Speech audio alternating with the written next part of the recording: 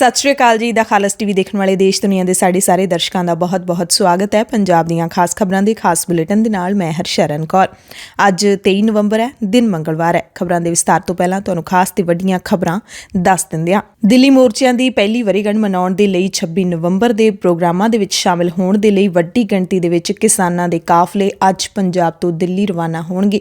ਇਸ ਤੋਂ ਪਹਿਲਾਂ ਵੀ ਲਗਾਤਾਰ ਰਵਾਨਾ ਹੋ ਰਹੇ ਨੇ, ਪਰ ਅੱਜ ਦਾ ਦਿਨ, ਕੱਲ ਤੇ ਪਰਸੋਂ ਦਾ ਦਿਨ ਯਾਨੀ ਕਿ 23, 24 ਤੇ 25 ਤਰੀਕ ਨੂੰ ਵੱਡੇ ਕਾਫਲੇ ਨੇ ਜਿਹੜੇ ਉਹ ਸਿੰਘੂ, ਟਿੱਕਰੀ ਤੇ ਗਾਜ਼ੀਪੁਰ ਬਾਰਡਰ ਦੇ ਉੱਤੇ ਪਹੁੰਚਣਗੇ ਅਤੇ 26 ਨਵੰਬਰ ਦੀ ਵਰ੍ਹੇਗੰਢ ਨੂੰ ਮਨਾਉਣਗੇ। ਦਿੱਲੀ ਕਮੇਟੀ ਨੇ ਕੰਗਨਾ ਰਣੌਤ ਦੇ ਖਿਲਾਫ ਮੁੰਬਈ ਦੇ ਵਿੱਚ ਸ਼ਿਕਾਇਤ ਦਰਜ ਕਰਵਾ ਦਿੱਤੀ ਹੈ। ਸ਼੍ਰੋਮਣੀ ਗੁਰਦੁਆਰਾ ਪ੍ਰਬੰਧਕ ਕਮੇਟੀ ਨੇ ਕੰਗਨਾ ਨੂੰ ਗ੍ਰਿਫਤਾਰ ਕਰਨ ਦੀ ਮੰਗ ਕੀਤੀ ਹੈ। ਆਸਟ੍ਰੇਲੀਆ ਦੀ ਸਰਕਾਰ ਨੇ ਵਿਦਿਆਰਥੀਆਂ ਸਮੇਤ ਕਈ ਤਰ੍ਹਾਂ ਦੇ ਵੀਜ਼ਾ ਧਾਰਕਾਂ ਤੋਂ ਪਾਬੰਦੀ ਹਟਾ ਦਿੱਤੀ ਹੈ। 1 ਦਸੰਬਰ ਤੋਂ 2 ਟੀਕੇ ਲੱਗੇ ਹੋਏ ਅਤੇ RT-PCR ਟੈਸਟ ਦੀ ਨੈਗੇਟਿਵ ਰਿਪੋਰਟ ਵਾਲੇ ਸਾਰੇ ਲੋਕ ਆਸਟ੍ਰੇਲੀਆ ਜਾ ਸਕਦੇ ਨੇ। ਕੱਲ ਯੂਪੀ ਦੀ ਰਾਜਧਾਨੀ ਲਖਨਊ ਦੇ ਵਿੱਚ ਕਿਸਾਨ ਮੋਰਚੇ ਨੇ ਮਹਾਪੰਚਾਇਤ ਕੀਤੀ ਅਤੇ ਮਹਾਪੰਚਾਇਤ ਨੇ ਯੋਗੀ ਸਮੇਤ ਮੋਦੀ ਸਰਕਾਰ ਨੂੰ ਹਿਲਾ ਕੇ ਰੱਖ ਦਿੱਤਾ। ਸਾਰੀਆਂ ਮੰਗਾਂ ਪੂਰੀਆਂ ਹੋਣ ਤੱਕ ਕਿਸਾਨਾਂ ਨੇ ਸੰਘਰਸ਼ ਜਾਰੀ ਰੱਖਣ ਦਾ ਐਲਾਨ ਕੀਤਾ। ਟਿਕੈਤ ਨੇ ਕਿਹਾ ਕਿ ਸਰਕਾਰ ਕਿਸਾਨਾਂ ਨੂੰ ਵੰਡਣ ਦਾ ਯਤਨ ਕਰ ਰਹੀ ਹੈ। ਮੁੱਖ ਮੰਤਰੀ ਚਰਨਜੀਤ ਸਿੰਘ ਚੰਨੀ ਅਤੇ ਨਵਜੋਤ ਸਿੰਘ ਸਿੱਧੂ ਦੀ ਅਗਵਾਈ ਦੇ ਵਿੱਚ ਕੱਲ ਕਾਂਗਰਸੀਆਂ ਨੇ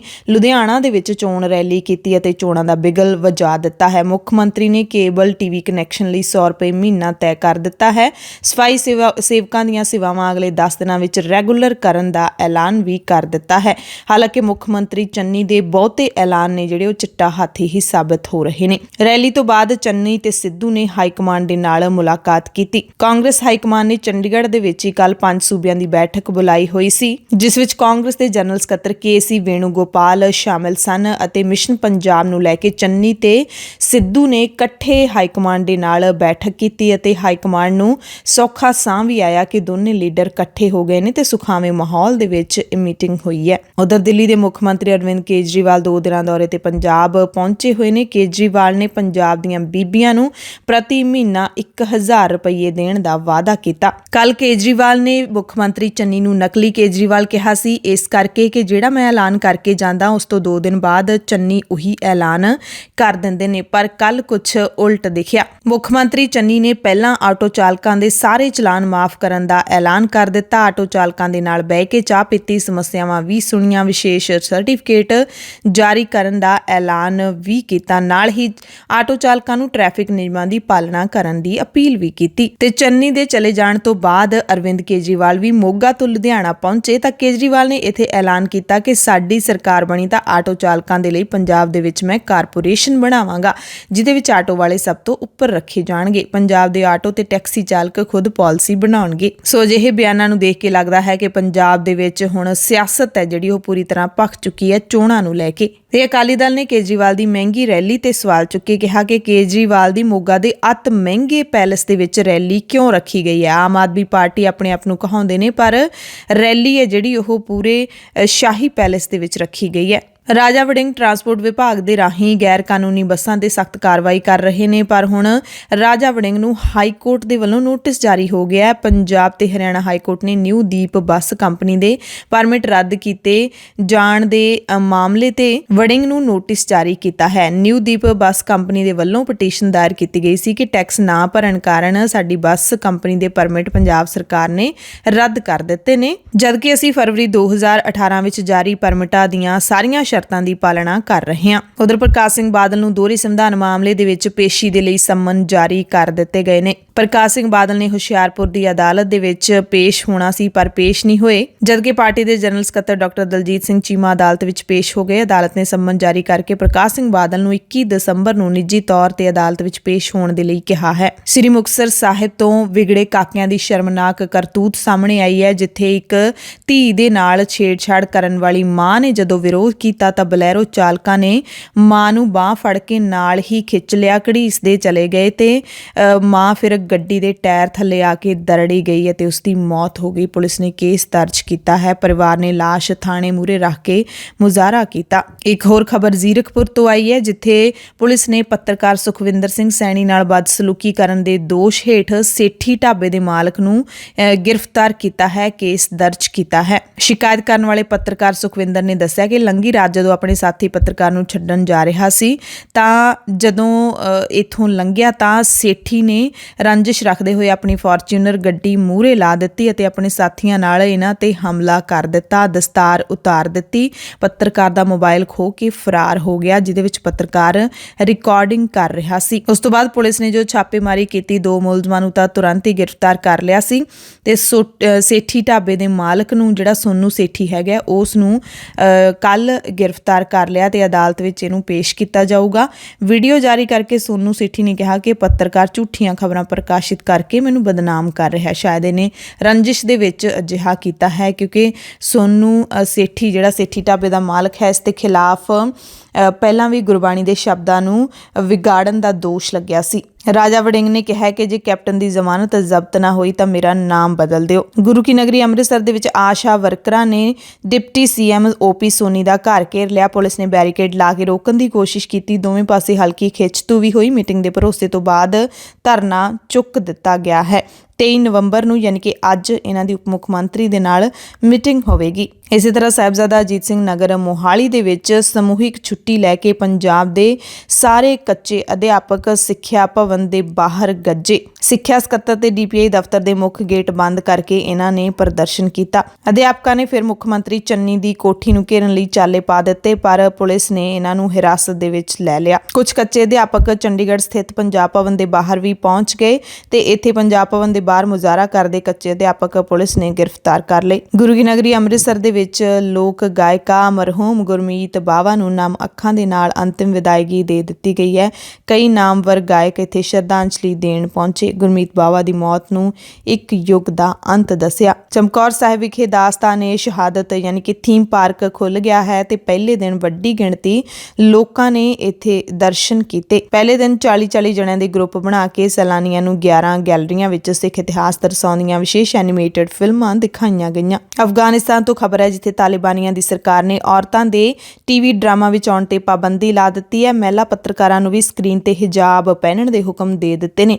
ਟੀਵੀ ਚੈਨਲਾਂ ਸੰਬੰਧੀ ਕਈ ਹੋਰ ਵੀ ਪਾਬੰਦੀਆਂ ਲਾ ਦਿੱਤੀਆਂ ਨੇ। ਤਾਲਿਬਾਨ ਨੇ ਕਿਹਾ ਕਿ ਵਿਦੇਸ਼ੀ ਸੱਭਿਆਚਾਰ ਦਾ ਪ੍ਰਚਾਰ ਪ੍ਰਸਾਰ ਕਰਨ ਵਾਲੀਆਂ ਫਿਲਮਾਂ ਦਾ ਪ੍ਰਸਾਰਣ ਨਾ ਕਰਨ ਦੇ ਉੱਤੇ ਵੀ ਜ਼ੋਰ ਦਿੱਤਾ ਜਾਵੇ। ਤੇ ਅਫਗਾਨਿਸਤਾਨ ਦੇ ਵਿੱਚ ਜਿਹੜੇ ਟੀਵੀ ਚੈਨਲ ਵਿਦੇਸ਼ੀ ਡਰਾਮੇ ਦਿਖਾਉਂਦੇ ਨੇ ਉਹਨਾਂ ਵਿੱਚ ਔਰਤਾਂ ਦਾ ਹੀ ਮੁੱਖ ਕਿਰਦਾਰ ਹੁੰਦਾ ਹੈ ਤੇ ਤਾਲਿਬਾਨ ਨੇ ਟੀਵੀ ਡਰਾਮਾ ਵਿੱਚ ਔਰਤਾਂ ਦੇ ਆਉਣ ਤੇ ਹੀ ਪਾਬੰਦੀ ਲਾ ਦਿੱਤੀ ਹੈ। ਪੰਜਾਬ ਦੀਆਂ ਖਾਸ ਖਬਰਾਂ ਦੀ ਖਾਸ ਬੁਲੇਟਿਨ ਦੇ ਵਿੱਚ ਹੁਣ ਖਬਰਾਂ ਵਿਸਥਾਰ ਦੇ ਨਾਲ। ਕਿਸਾਨਾਂ ਦੀ ਮਹਾ ਪੰਚਾਇਤ ਹੋਈ ਲਖਨਊ ਦੇ ਵਿੱਚ। ਯੂਪੀ ਦੇ ਲਖਨਊ ਦੇ ਵਿੱਚ ਆਦਿੱਤਿਆਨਾਥ ਯੋਗੀ ਦੇ ਗੜ੍ਹ ਦੇ ਵਿੱਚ ਕਿਸਾਨਾਂ ਨੇ ਫਿਰ ਤੋਂ ਹੰਕਾਰ ਭਰੀ, ਜਿੱਥੇ ਕਿਸਾਨ ਲੀਡਰ ਰਾਕੇਸ਼ ਟਿਕੈਤ, ਜੋਗਿੰਦਰ ਸਿੰਘ ਉਗਰਾਹਾਂ ਤੇ ਜਗਜੀਤ ਸਿੰਘ ਡੱਲੇਵਾਲ ਸਮੇਤ ਕਈ ਵੱਡੇ ਲੀਡਰ ਪਹੁੰਚੇ ਹੋਏ ਸੀ। ਸਾਰੇ ਤਕਰੀਬਨ ਕਹਿ ਸਕਦੇ ਹਾਂ ਕਿ ਵੱਡੇ ਲੀਡਰ ਇੱਥੇ ਮੌਜੂਦ ਸੀਗੇ। ਲਖੀਮਪੁਰ ਖੀਰੀ ਕਤਲकांड ਦੇ ਮਾਮਲੇ ਵਿੱਚ ਅਜੇ ਮਿਸ਼ਰਾ ਦੀ ਗ੍ਰਿਫਤਾਰੀ ਦੀ ਮੰਗ ਸਮੇਤ ਹੋਰ ਕਈ ਵੱਡੇ ਮੁੱਦਿਆਂ ਨੂੰ ਲੈ ਕੇ ਮਹਾ ਪੰਚਾਇਤ ਹੋਈ। ਰਾਕੇਸ਼ ਟਿਕੈਤ ਨੇ ਕਿਹਾ ਕਿ ਚੋਣਾਂ ਦਾ ਮੌਸਮ ਹੈ, ਹੁਣ ਸਰਕਾਰ ਦੇ ਦਰਵਾਜ਼ੇ 2-3 ਮਹੀਨੇ ਲਈ ਖੁੱਲ੍ਹੇ ਨੇ, ਕੁਛ ਨਾ ਕੁਛ ਤਾਂ ਲੈ ਕੇ ਜਾਵਾਂਗੇ। ਸੋ ਪ੍ਰਧਾਨ ਮੰਤਰੀ ਨਰਿੰਦਰ ਮੋਦੀ ਵੱਲੋਂ ਖੇਤੀ ਕਾਨੂੰਨਾਂ ਨੂੰ ਰੱਦ ਕਰਨ ਦਾ ਐਲਾਨ ਕੀਤੇ ਜਾਣ ਦੀ ਬਾਅਦ ਜਿੱਤ ਦੇ ਚਾਅ ਨਾਲ ਲਬਰੇਜ਼ ਕਿਸਾਨਾਂ ਨੇ ਲਖਨਊ ਦੇ ਵਿੱਚ ਵੱਡੀ ਮਹਾ ਪੰਚਾਇਤ ਕੀਤੀ, ਜਿਸ ਦੇ ਵਿੱਚ ਕਿਸਾਨਾਂ ਦਾ ਵੱਡਾ ਇਕੱਠ ਦਿਸਿਆ। ਹਰ ਕਿਸੇ ਦੇ ਚਿਹਰੇ ਤੇ ਮੁਸਕਾਨ ਸੀ। ਰਾਕੇਸ਼ ਟਿਕੈਤ ਨੇ ਹਜ਼ਾਰਾਂ ਕਿਸਾਨਾਂ ਨੂੰ ਸੰਬੋਧਨ ਕਰਦੇ ਹੋਏ ਕਿਹਾ ਕਿ ਕਿਸਾਨਾਂ ਦੇ ਹੋਰ ਵੀ ਬਹੁਤ ਸਾਰੇ ਮਸਲੇ ਨੇ। ਖੇਤੀ ਕਾਨੂੰਨ ਰੱਦ ਕਰਨ ਦੇ ਮਸਲੇ ਤੋਂ ਇਲਾਵਾ ਜਿਨ੍ਹਾਂ ਨੂੰ ਹੱਲ ਕਰਨ ਦੀ ਲੋੜ ਹੈ। ਇੱਥੇ ਲੀਡਰਾਂ ਨੇ ਮੰਗ ਕੀਤੀ ਘੱਟੋ ਘੱਟ ਸਮਰਥਨ ਮੁੱਲ ਸਿਰਫ ਕਣਕ ਝੋਨੇ ਤੇ ਹੀ ਨਹੀਂ ਬਲਕਿ ਸਾਰੀਆਂ ਫਸਲਾਂ ਤੇ ਦਿੱਤਾ ਜਾਵੇ। ਇਹ ਕਹਿ ਰਹੇ हैं कि सरकार ने कानून वापसी ले लिया, आपको विश्वास नहीं है। हम कह रहे हैं कि हमारे मसले और भी हैं।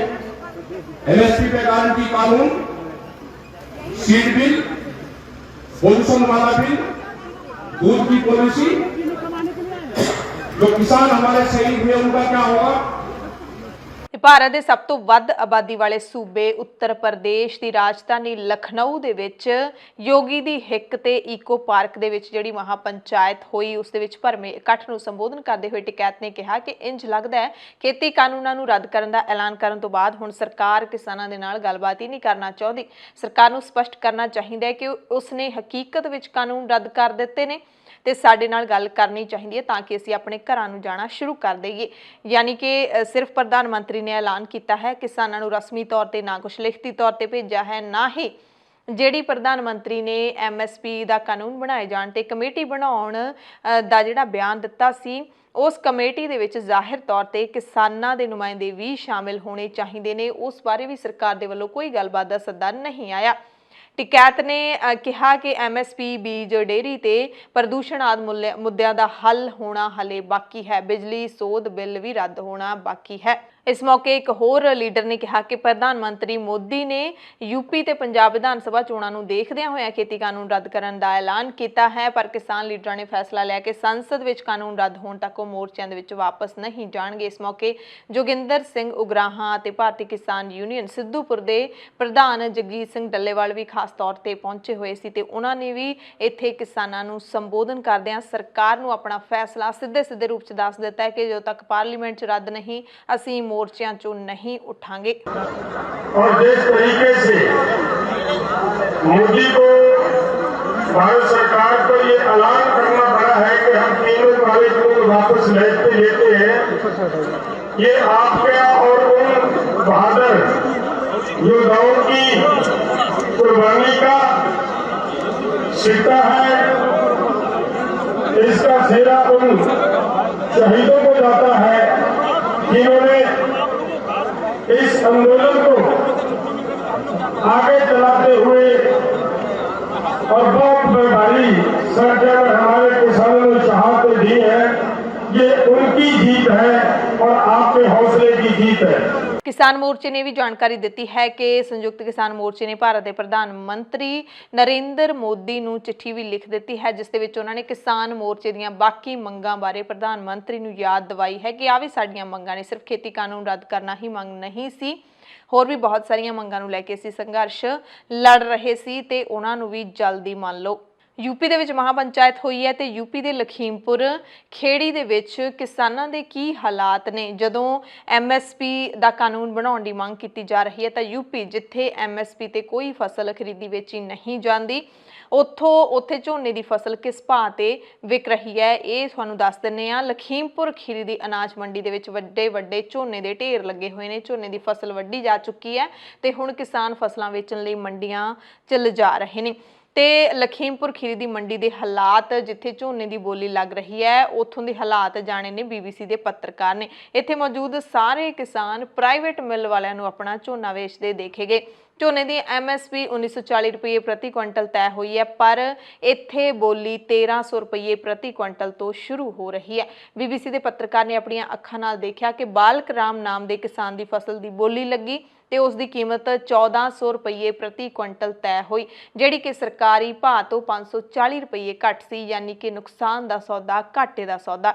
ਇਸੇ ਕਰਕੇ ਤਾਂ यूपी ਦੇ ਕਿਸਾਨਾਂ ਤੋਂ ਘੱਟ ਭਾਅ ਤੇ ਫਸਲਾਂ ਖਰੀਦ ਕੇ ਉੱਥੋਂ ਟਰੱਕਾਂ ਦੇ ਟਰੱਕ ਲੱਦ ਕੇ ਪੰਜਾਬ ਦੇ ਵਿੱਚ ਵੇਚਣ ਲਈ ਆਉਂਦੇ ਨੇ। ਜਿਹੜੇ ਦਲਾਲ ਹੁੰਦੇ ਨੇ ਉਹ ਪੰਜਾਬ 'ਚ ਵੇਚਣ ਲਈ ਆਉਂਦੇ ਨੇ। ਕਿਸਾਨ ਤਾਂ ਲੁੱਟੇ ਪੁੱਟੇ ਰਹਿ ਜਾਂਦੇ ਨੇ, ਪਰ ਉਹ ਪੈਸੇ ਕਮਾ ਜਾਂਦੇ ਨੇ ਕਿਸਾਨਾਂ ਦੀ ਫਸਲ ਦੇ ਵਿੱਚੋਂ। ਤੇ ਇਹ ਨੁਕਸਾਨ ਹੈ ਜਿਨ੍ਹਾਂ ਦੇ ਵਿੱਚ ਖੇਤੀ ਕਾਨੂੰਨ ਵੀ ਸਨ ਜਿਹੜੇ ਹੁਣ ਭਾਰਤ ਸਰਕਾਰ ਨੇ ਵਾਪਸ ਲੈਣ ਦਾ ਐਲਾਨ ਕਰ ਦਿੱਤਾ ਹੈ। ਪਰ ਜੇ MSP ਹਰ ਸੂਬੇ ਦੇ ਵਿੱਚੋਂ ਲਾਗੂ ਨਹੀਂ ਹੁੰਦੀ ਤਾਂ ਉਹੀ ਹਾਲ ਹੋਣੇ ਆ ਸਭ ਦੇ ਜਿਹੜੇ ਕਿ यूपी ਦੇ ਵਿੱਚ ਹੋ ਰਹੇ ਨੇ। ਤੇ ਨੁਕਸਾਨ ਦਾ ਸੌਦਾ ਕੀਤਾ ਜਿਹੜਾ ਇਸ ਕਿਸਾਨ ਨੇ ਉਹ 88 ਕਿਲੋਮੀਟਰ ਦੂਰ ਗੁਆਂਢ ਤੋਂ ਬਹਿਰਾਈਚ ਜ਼ਿਲ੍ਹੇ ਤੋਂ ਲਖੀਮਪੁਰ ਖੇੜੀ ਪਹੁੰਚਿਆ ਸੀ ਕਿਉਂਕਿ ਉੱਥੇ ਉਹਦੀ ਫਸਲ ਨਹੀਂ ਵਿਕੀ ਸੀ। 19 ਨਵੰਬਰ ਨੂੰ ਗੁਰੂ ਨਾਨਕ ਸਾਹਿਬ ਦੇ ਪ੍ਰਕਾਸ਼ ਪੁਰਬ ਦੇ ਮੌਕੇ ਜਦੋਂ ਪ੍ਰਧਾਨ ਮੰਤਰੀ ਨਰਿੰਦਰ ਮੋਦੀ ਨੇ ਖੇਤੀ ਕਾਨੂੰਨ ਰੱਦ ਕਰਨ ਦਾ ਐਲਾਨ ਕਰ ਦਿੱਤਾ ਸੀ, ਉਸ ਵਕਤ ਸ਼੍ਰੀ ਅਕਾਲ ਤਖਤ ਸਾਹਿਬ ਦੇ ਕਾਰਜਕਾਰੀ ਜਥੇਦਾਰ ਗਿਆਨੀ ਹਰਪ੍ਰੀਤ ਸਿੰਘ ਨੇ ਤੁਰਤ ਆਪਣਾ ਬਿਆਨ ਜਾਰੀ ਕੀਤਾ ਸੀ ਤੇ ਉਹਨਾਂ ਦੇ ਬਿਆਨ ਦੀ ਹੁਣ ਵਾਹਵਾ ਚਰਚਾ ਹੋ ਰਹੀ ਹੈ। ਹਾਲਾਂਕਿ ਉਸੇ ਦਿਨ ਹੀ ਅਸੀਂ ਉਹ ਬਿਆਨ ਹੈ ਜਿਹੜਾ ਉਹ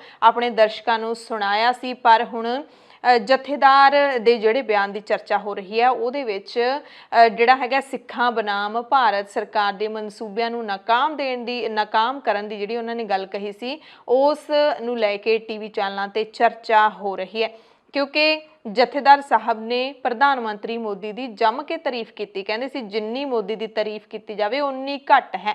ਇਸ ਲਈ ਉਹਨਾਂ ਨੇ ਭਾਰਤ ਸਰਕਾਰ ਤੇ ਪੂਰੀ ਕੈਬਨਿਟ ਦਾ ਤਹਿ ਦਿਲੋਂ ਧੰਨਵਾਦ ਵੀ ਕੀਤਾ। ਦਰਅਸਲ ਜਥੇਦਾਰ ਨੇ ਕਿਹਾ ਕਿ ਅੰਦੋਲਨ ਦੇ ਦੌਰਾਨ ਕੁਝ ਧਿਰਾਂ ਦੇ ਵੱਲੋਂ ਵੰਡ ਪਾਉਣ ਦੀ ਕੋਸ਼ਿਸ਼ ਕੀਤੀ ਜਾ ਰਹੀ ਸੀ। ਇਸ ਲੜਾਈ ਨੂੰ ਸਿੱਖ ਬਨਾਮ ਭਾਰਤ ਸਰਕਾਰ ਲੜਾਈ ਹੈ ਜਿਹੜੀ ਉਹ ਦੱਸਿਆ ਜਾ ਰਿਹਾ ਸੀ, ਪਰ ਪ੍ਰਧਾਨ ਮੰਤਰੀ ਮੋਦੀ ਨੇ ਕਾਨੂੰਨ ਵਾਪਸ ਲੈਣ ਦਾ ਐਲਾਨ ਕਰਕੇ ਇਹਨਾਂ ਸਾਰੀਆਂ ਕੋਸ਼ਿਸ਼ਾਂ ਨੂੰ ਨਾਕਾਮ ਕਰ ਦਿੱਤਾ ਹੈ। ਉਹਨਾਂ ਨੇ ਕਿਹਾ ਕਿ ਹੋਰ ਵੀ ਖੁਸ਼ੀ ਵਾਲੀ ਗੱਲ ਹੈਗੀ ਹੈ ਕਿ ਇਹ ਜਿਹੜਾ ਐਲਾਨ ਹੈ ਉਹ ਗੁਰੂ ਸਾਹਿਬ ਦੇ ਪ੍ਰਕਾਸ਼ ਪੁਰਬ ਵਾਲੇ ਦਿਨ ਕੀਤਾ ਗਿਆ। ਜਥੇਦਾਰ ਨੇ ਕਿਹਾ ਕਿ ਸਭ ਤੋਂ ਵੱਡੀ ਚਿੰਤਾ ਇਸ ਗੱਲ ਦੀ ਸੀ ਕਿ ਖੇਤੀ ਕਾਨੂੰਨ ਨੂੰ ਵਾਪਸ ਕਰਵਾਉਣ ਲਈ ਚੱਲ ਰਹੇ ਕਿਸਾਨ ਅੰਦੋਲਨ ਵਿੱਚ ਕੁਝ ਤਰ੍ਹਾਂ ਅਜਿਹੀਆਂ ਵੀ ਸਨ ਜਿਹੜੀਆਂ ਸਿੱਖ ਸੋਚ, ਸਿੱਖ ਨਿਸ਼ਾਨ, ਸਿੱਖ ਫਲਸਫੇ, ਸਿੱਖ ਇਤਿਹਾਸ ਤੇ ਸਿੱਖ ਭਾਵਨਾਵਾਂ ਨੂੰ ਦਰਕਿਨਾਰ ਕਰ ਰਹੀਆਂ ਸੀ।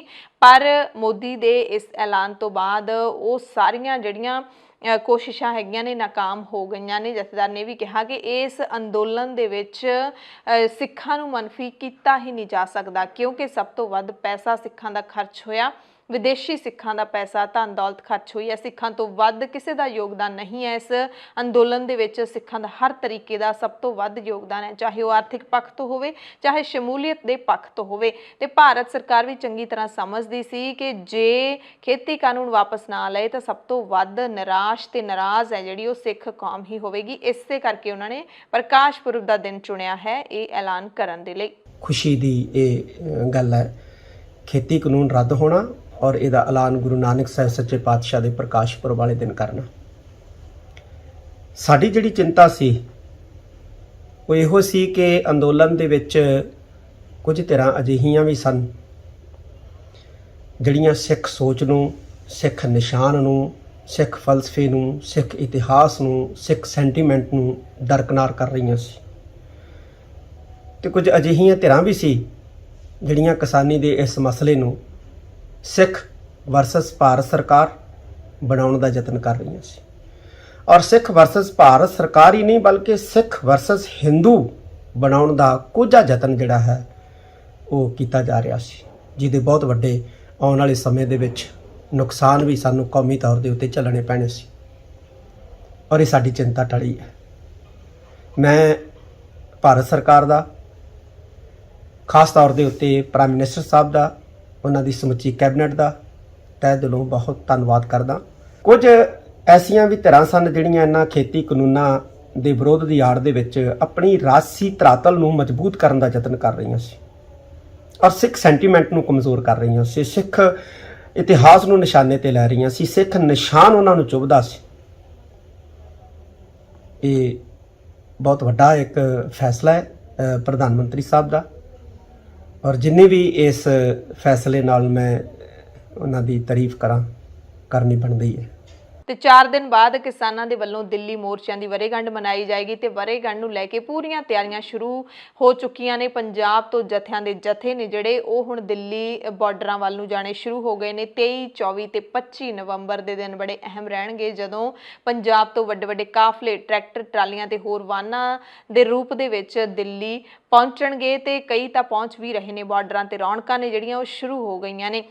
ਦਿੱਲੀ ਦੇ ਟਿੱਕਰੀ ਬਾਰਡਰ ਦੇ ਉੱਤੇ ਭਾਰਤੀ ਕਿਸਾਨ ਯੂਨੀਅਨ ਏਕਤਾ ਉਗਰਾਹਾਂ ਦੇ ਵੱਲੋਂ ਇੱਕ ਵੱਡਾ ਪੰਡਾਲ ਹੈ ਜਿਹੜਾ ਉਹ ਤਿਆਰ ਕੀਤਾ ਜਾ ਰਿਹਾ ਹੈ ਜਿੱਥੇ ਪੰਜਾਬ, ਹਰਿਆਣਾ ਤੇ ਭਾਰਤ ਦੇ ਹੋਰ ਸੂਬਿਆਂ ਤੋਂ ਲੋਕ ਪਹੁੰਚਣਗੇ ਤੇ ਅੰਦਾਜ਼ਾ ਜਿਹੜਾ ਉਹ ਲਾਇਆ ਜਾ ਰਿਹਾ ਹੈ ਕਿ ਇੱਥੇ 1 ਲੱਖ ਕਿਸਾਨ, ਨੌਜਵਾਨ, ਮਜ਼ਦੂਰ, ਬੀਬੀਆਂ ਤੇ ਸਾਰੇ ਕਿਰਤੀ ਨੇ ਜਿਹੜੇ ਉਹ ਇਕੱਠੇ ਹੋਣਗੇ। ਉਗਰਾਹਾਂ ਦੇ ਸੂਬਾ ਸੀਨੀਅਰ ਮੀਤ ਪ੍ਰਧਾਨ ਝੰਡਾ ਸਿੰਘ ਜੇਠੂਕੇ ਨੇ ਸਭ ਨੂੰ ਸੱਦਾ ਦਿੱਤਾ ਹੈ ਕਿ ਸਾਡੇ ਨਾਲ ਸਾਡੀ ਖੁਸ਼ੀ ਮਨਾਉਣ ਦੇ ਲਈ, ਸਾਡੀ ਜਿੱਤ ਦੀ ਖੁਸ਼ੀ ਮਨਾਉਣ ਦੇ ਲਈ ਤੁਸੀਂ ਇੱਥੇ ਜ਼ਰੂਰ ਪਹੁੰਚੋ। ਸੋ ਇਸ ਵਾਰ ਕਿਸਾਨਾਂ ਨੇ ਵਰ੍ਹੇਗੰਢ ਤਾਂ ਮਨਾਉਣੀ ਸੀ ਪਰ ਜਿਹੜਾ ਪ੍ਰਧਾਨ ਮੰਤਰੀ ਨੇ ਐਲਾਨ ਕਰ ਦਿੱਤਾ ਕਾਨੂੰਨ ਵਾਪਸ ਲੈਣ ਦਾ, ਉਸ ਤੋਂ ਬਾਅਦ ਕਿਸਾਨ ਇਸ ਨੂੰ ਜਿੱਤ ਦੀ ਖੁਸ਼ੀ ਦੇ ਵਜੋਂ ਜ਼ਰੂਰ ਮਨਾਉਣਗੇ ਤੇ ਖਾਸ ਪ੍ਰੋਗਰਾਮ ਨੇ ਜਿਹੜੇ ਉਹ ਇੱਥੇ ਉਲੀਕੇ ਜਾ ਰਹੇ ਨੇ। ਇਸ ਹਾਲਤ ਦੇ ਵਿੱਚ ਇਹ ਗੱਲ ਪੂਰੀ ਤਸੱਲੀ ਨਾਲ ਕਹੀ ਜਾ ਸਕਦੀ ਹੈ ਕਿ ਬਹੁਤ ਵੱਡੀ ਗਿਣਤੀ ਲੋਕਾਂ ਦੀ, ਮਾਵਾਂ ਭੈਣਾਂ ਦੀ, ਨੌਜਵਾਨਾਂ ਦੀ, ਕਿਸਾਨਾਂ ਮਜ਼ਦੂਰਾਂ ਦੀ ਦਿੱਲੀ ਬਾਰਡਰਾਂ ਤੇ ਜਾਣ ਲਈ ਤਿਆਰ ਹੈ।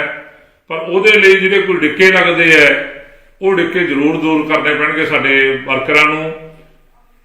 ਜਿਹੜੇ ਕੋਈ ਵੱਡੇ ਪਿੰਡ ਹੈ ਉਹਨਾਂ ਪਿੰਡਾਂ ਚੋਂ 500 ਤੋਂ 700 ਦੀ ਗਿਣਤੀ ਇੱਕ ਪਿੰਡ 'ਚੋਂ ਹੋ ਸਕਦੀ ਹੈ ਤੇ ਜੇ 500 ਦੀ ਗਿਣਤੀ ਲਿਜਾਣੀ ਹੈ ਫਿਰ 10 ਬੱਸਾਂ, 12 ਬੱਸਾਂ ਜਾਂ 14 ਬੱਸਾਂ ਦਾ ਪ੍ਰਬੰਧ ਕਰਨਾ ਪੈਣਾ ਇੱਕ ਪਿੰਡ ਨੂੰ। ਜਿਹੜੇ ਕੋਈ ਛੋਟੇ ਪਿੰਡ ਵੀ ਹੈ ਉੱਥੋਂ ਵੀ 2 ਬੱਸਾਂ ਦੀਆਂ ਵੱਡੀਆਂ ਦੀ ਗਰੰਟੀ ਬਣਦੀ ਹੈ ਕਿ ਸਾਡੀਆਂ ਮਾਵਾਂ ਭੈਣਾਂ ਦੀ, ਇੱਕ ਨੌਜਵਾਨਾਂ, ਕਿਸਾਨਾਂ, ਮਜ਼ਦੂਰਾਂ ਦੀ 2 ਵੱਡੀਆਂ ਬੱਸਾਂ ਛੋਟੇ ਪਿੰਡਾਂ 'ਚ ਵੀ ਹੋ ਸਕਦੀਆਂ। ਇਹ ਤੇ ਜਿੱਡੇ ਵੱਡੀ ਪੱਧਰ ਤੇ ਜਾਣ ਤੇ ਫੰਡਾਂ ਦਾ ਖਰਚਾ ਹੋਣਾ, ਕਿਰਾਇਆ ਲੱਗਣਾ ਹੈ। ਆ ਜਿਹੜੇ ਬਾਕੀ ਸਮਾਂ ਬਚਦਾ ਭਾਵੇਂ ਬਹੁਤ ਥੋੜਾ ਹੈ, ਉਹ 'ਚ ਅਪੀਲ ਹੈ ਸਾਡੇ ਖਾਸ ਕਰਕੇ ਪਿੰਡ ਕਮੇਟੀਆਂ ਨੂੰ ਕਿ ਉਹ ਘਰੋਂ ਘਰੀ ਜਾਣ। ਬਹੁਜਨ ਸਮਾਜ ਪਾਰਟੀ ਦੀ ਪ੍ਰਧਾਨ ਅਤੇ ਉੱਤਰ ਪ੍ਰਦੇਸ਼ ਦੀ ਸਾਬਕਾ ਮੁੱਖ ਮੰਤਰੀ ਮਾਇਆਵਤੀ ਨੇ ਖੇਤੀ ਕਾਨੂੰਨਾਂ ਖਿਲਾਫ ਅੰਦੋਲਨ ਕਰ ਰਹੇ ਕਿਸਾਨਾਂ ਦੀਆਂ ਸਾਰੀਆਂ ਮੰਗਾਂ ਦੇ ਹੱਲ ਤੇ ਜ਼ੋਰ ਦਿੰਦੇ ਹੋਏ ਬੀਜੇਪੀ ਦੇ ਲੀਡਰਾਂ ਦੇ ਕਥਿਤ ਭੜਕਾਊ ਬਿਆਨਾਂ ਤੇ ਰੋਕ ਲਾਉਣ ਦੀ ਮੰਗ ਕੀਤੀ ਹੈ।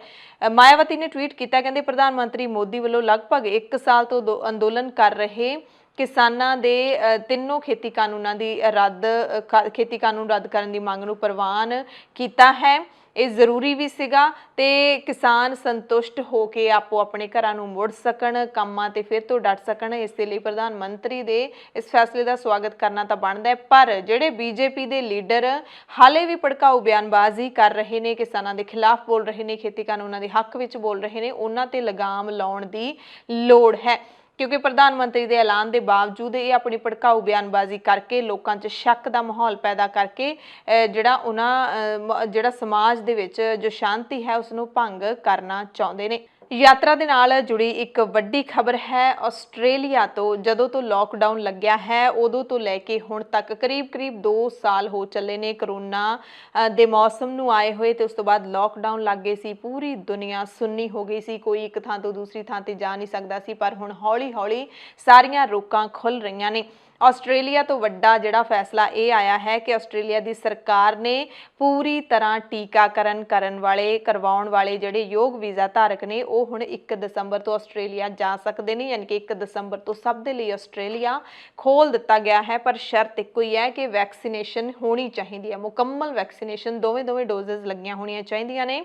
ਤੇ ਸਰਕਾਰ ਦਾ ਇਹ ਕਦਮ ਸੈਲਾਨੀਆਂ, ਬੈਗਪੈਕਰਾਂ, ਹੁਨਰਮੰਦ ਪ੍ਰਵਾਸੀਆਂ ਅਤੇ ਅੰਤਰਰਾਸ਼ਟਰੀ ਪਾੜਿਆਂ ਦੇ ਲਈ ਗਰਮੀਆਂ ਵਿੱਚ ਆਮਦ ਦੇ ਦਰਵਾਜ਼ੇ ਵੀ ਖੋਲ੍ਹਦਾ ਹੈ। ਵਿਦਿਆਰਥੀਆਂ ਦੇ ਲਈ ਵੱਡੀ ਰਾਹਤ ਦੀ ਗੱਲ ਹੈ, ਕਿਉਂਕਿ ਵਿਦਿਆਰਥੀ ਜਿਨ੍ਹਾਂ ਦੇ ਐਡਮਿਸ਼ਨ ਹੋ ਚੁੱਕੇ ਨੇ, ਜਿਨ੍ਹਾਂ ਦੇ ਵੀਜ਼ੇ ਨੇ ਜਿਹੜੇ ਉਹ ਲੱਗ ਚੁੱਕੇ ਨੇ, ਪਰ ਉਹ ਆਪਣੀ ਟਿਕਟ ਲੈ ਕੇ ਆਸਟ੍ਰੇਲੀਆ ਨਹੀਂ ਜਾ ਸਕਦੇ ਸੀ, ਆਨਲਾਈਨ ਪੜ੍ਹਾਈਆਂ ਹੀ ਕਰ ਰਹੇ ਸੀ, ਉਹ ਹੁਣ ਟਿਕਟਾਂ ਲੈ ਕੇ ਆਸਟ੍ਰੇਲੀਆ ਨੂੰ ਜਾ ਸਕਦੇ ਨੇ। ਪ੍ਰਧਾਨ ਮੰਤਰੀ ਸਕਾਟ ਮੋਰਿਸਨ ਨੇ ਕਿਹਾ ਹੈ ਕਿ ਜਾਪਾਨੀ ਤੇ ਕੋਰੀਆਈ ਨਾਗਰਿਕ ਜਿਨ੍ਹਾਂ ਨੇ ਡਬਲ ਡੋਜ਼ ਲਈ ਹੈ ਉਹ ਵੀ ਬਿਨਾਂ ਇਕਾਂਤਵਾਸ ਦੇ ਆਸਟ੍ਰੇਲੀਆ ਦਾ ਦੌਰਾ ਕਰ ਸਕਦੇ ਨੇ, ਉਹਨਾਂ ਨੂੰ ਕੁਆਰੰਟਾਈਨ ਦੀ ਕੋਈ ਲੋੜ ਨਹੀਂ ਹੈਗੀ। 28 ਸ਼੍ਰੇਣੀਆਂ ਯੋਗ ਵੀਜ਼ਾ ਧਾਰਕਾਂ ਦੀ ਜਿਹੜੀ ਪੂਰੀ ਸੂਚੀ ਹੈ ਉਹ ਜਾਰੀ ਕੀਤੀ ਹੈ। ਹੋਮ ਅਫੇਅਰਸ ਦੀ ਵੈਬਸਾਈਟ ਦੇ ਉੱਤੇ ਉਪਲਬਧ ਹੈ, ਉੱਥੋਂ ਤੁਸੀਂ ਦੇਖ ਸਕਦੇ ਹੋ ਕਿ ਕਿਹੜੇ ਕੈਟੇਗਰੀਜ਼ ਦੇ ਵੀਜ਼ਾ ਨੇ ਜਿਹੜੇ ਉਹ ਲਗਾਏ ਜਾ ਸਕਦੇ ਨੇ, ਕਿਹੜੀ ਕੈਟੇਗਰੀਜ਼ ਦਾ ਵੀਜ਼ਾ ਜਿਹੜਾ ਲੱਗੇ ਹੋਏ ਲੋਕ ਨੇ ਉਹ ਇੱਥੇ ਜਾ ਸਕਦੇ ਨੇ। ਤੇ ਹੁਣ ਬਸ ਕਰਨਾ ਤੁਸੀਂ ਸਿਰਫ ਇਹੀ ਹੈ ਕਿ ਤੁਹਾਡੇ ਦੋਵੇਂ ਟੀਕੇ ਲੱਗੇ ਹੋਣੇ ਚਾਹੀਦੇ ਨੇ। ਟੂਰਿਸਟ ਵੀਜ਼ਾ ਹੈਗਾ ਜਿਹੜਾ ਉਹ ਵੀ ਤੁਸੀਂ ਲਗਵਾ ਸਕਦੇ ਹੋ, ਤੇ 3 ਦਿਨਾਂ ਦੇ ਅੰਦਰ PCR ਟੈਸਟ ਦੀ ਨੈਗੇਟਿਵ ਰਿਪੋਰਟ ਹੈ ਜਿਹੜੀ ਉਹ ਤੁਹਾਡੇ ਕੋਲ ਹੋਣੀ ਚਾਹੀਦੀ ਹੈ। ਟੀਕਾਕਰਨ ਵੀ ਹੋਣਾ ਚਾਹੀਦਾ, ਤੇ ਜਦੋਂ ਤੁਸੀਂ ਯਾਤਰਾ ਕਰਨੀ ਹੈ ਉਹ 72 ਘੰਟੇ ਪੁਰਾਣੀ ਹੈ ਜਿਹੜੀ ਤੁਹਾਡੇ ਕੋਲੇ ਉਹ RT-PCR ਟੈਸਟ ਦੀ ਨੈਗੇਟਿਵ ਰਿਪੋਰਟ ਹੈ ਜਿਹੜੀ ਉਹ ਹੋਣੀ ਚਾਹੀਦੀ ਹੈ। ਪ੍ਰਧਾਨ ਮੰਤਰੀ ਮੋਰਿਸਨ ਨੇ ਕਿਹਾ ਕਿ ਹੁਨਰਮੰਦ ਕਾਮਿਆਂ ਤੇ ਵਿਦਿਆਰਥੀਆਂ ਦੀ ਆਸਟ੍ਰੇਲੀਆ ਵਾਪਸੀ ਇੱਕ ਵੱਡਾ ਮੀਲ ਪੱਥਰ ਹੈ, ਯਾਨੀ ਕਿ ਜਿਹੜੇ ਵਰਕ ਵੀਜ਼ਾ ਨੇ ਤੇ ਵਿਦਿਆਰਥੀਆਂ ਦੇ ਵੀਜ਼ੇ ਨੇ ਉਹਨਾਂ ਦੇ ਲਈ ਸਭ ਤੋਂ ਵੱਡੀ ਰਾਹਤ ਦੀ ਖਬਰ ਹੈ।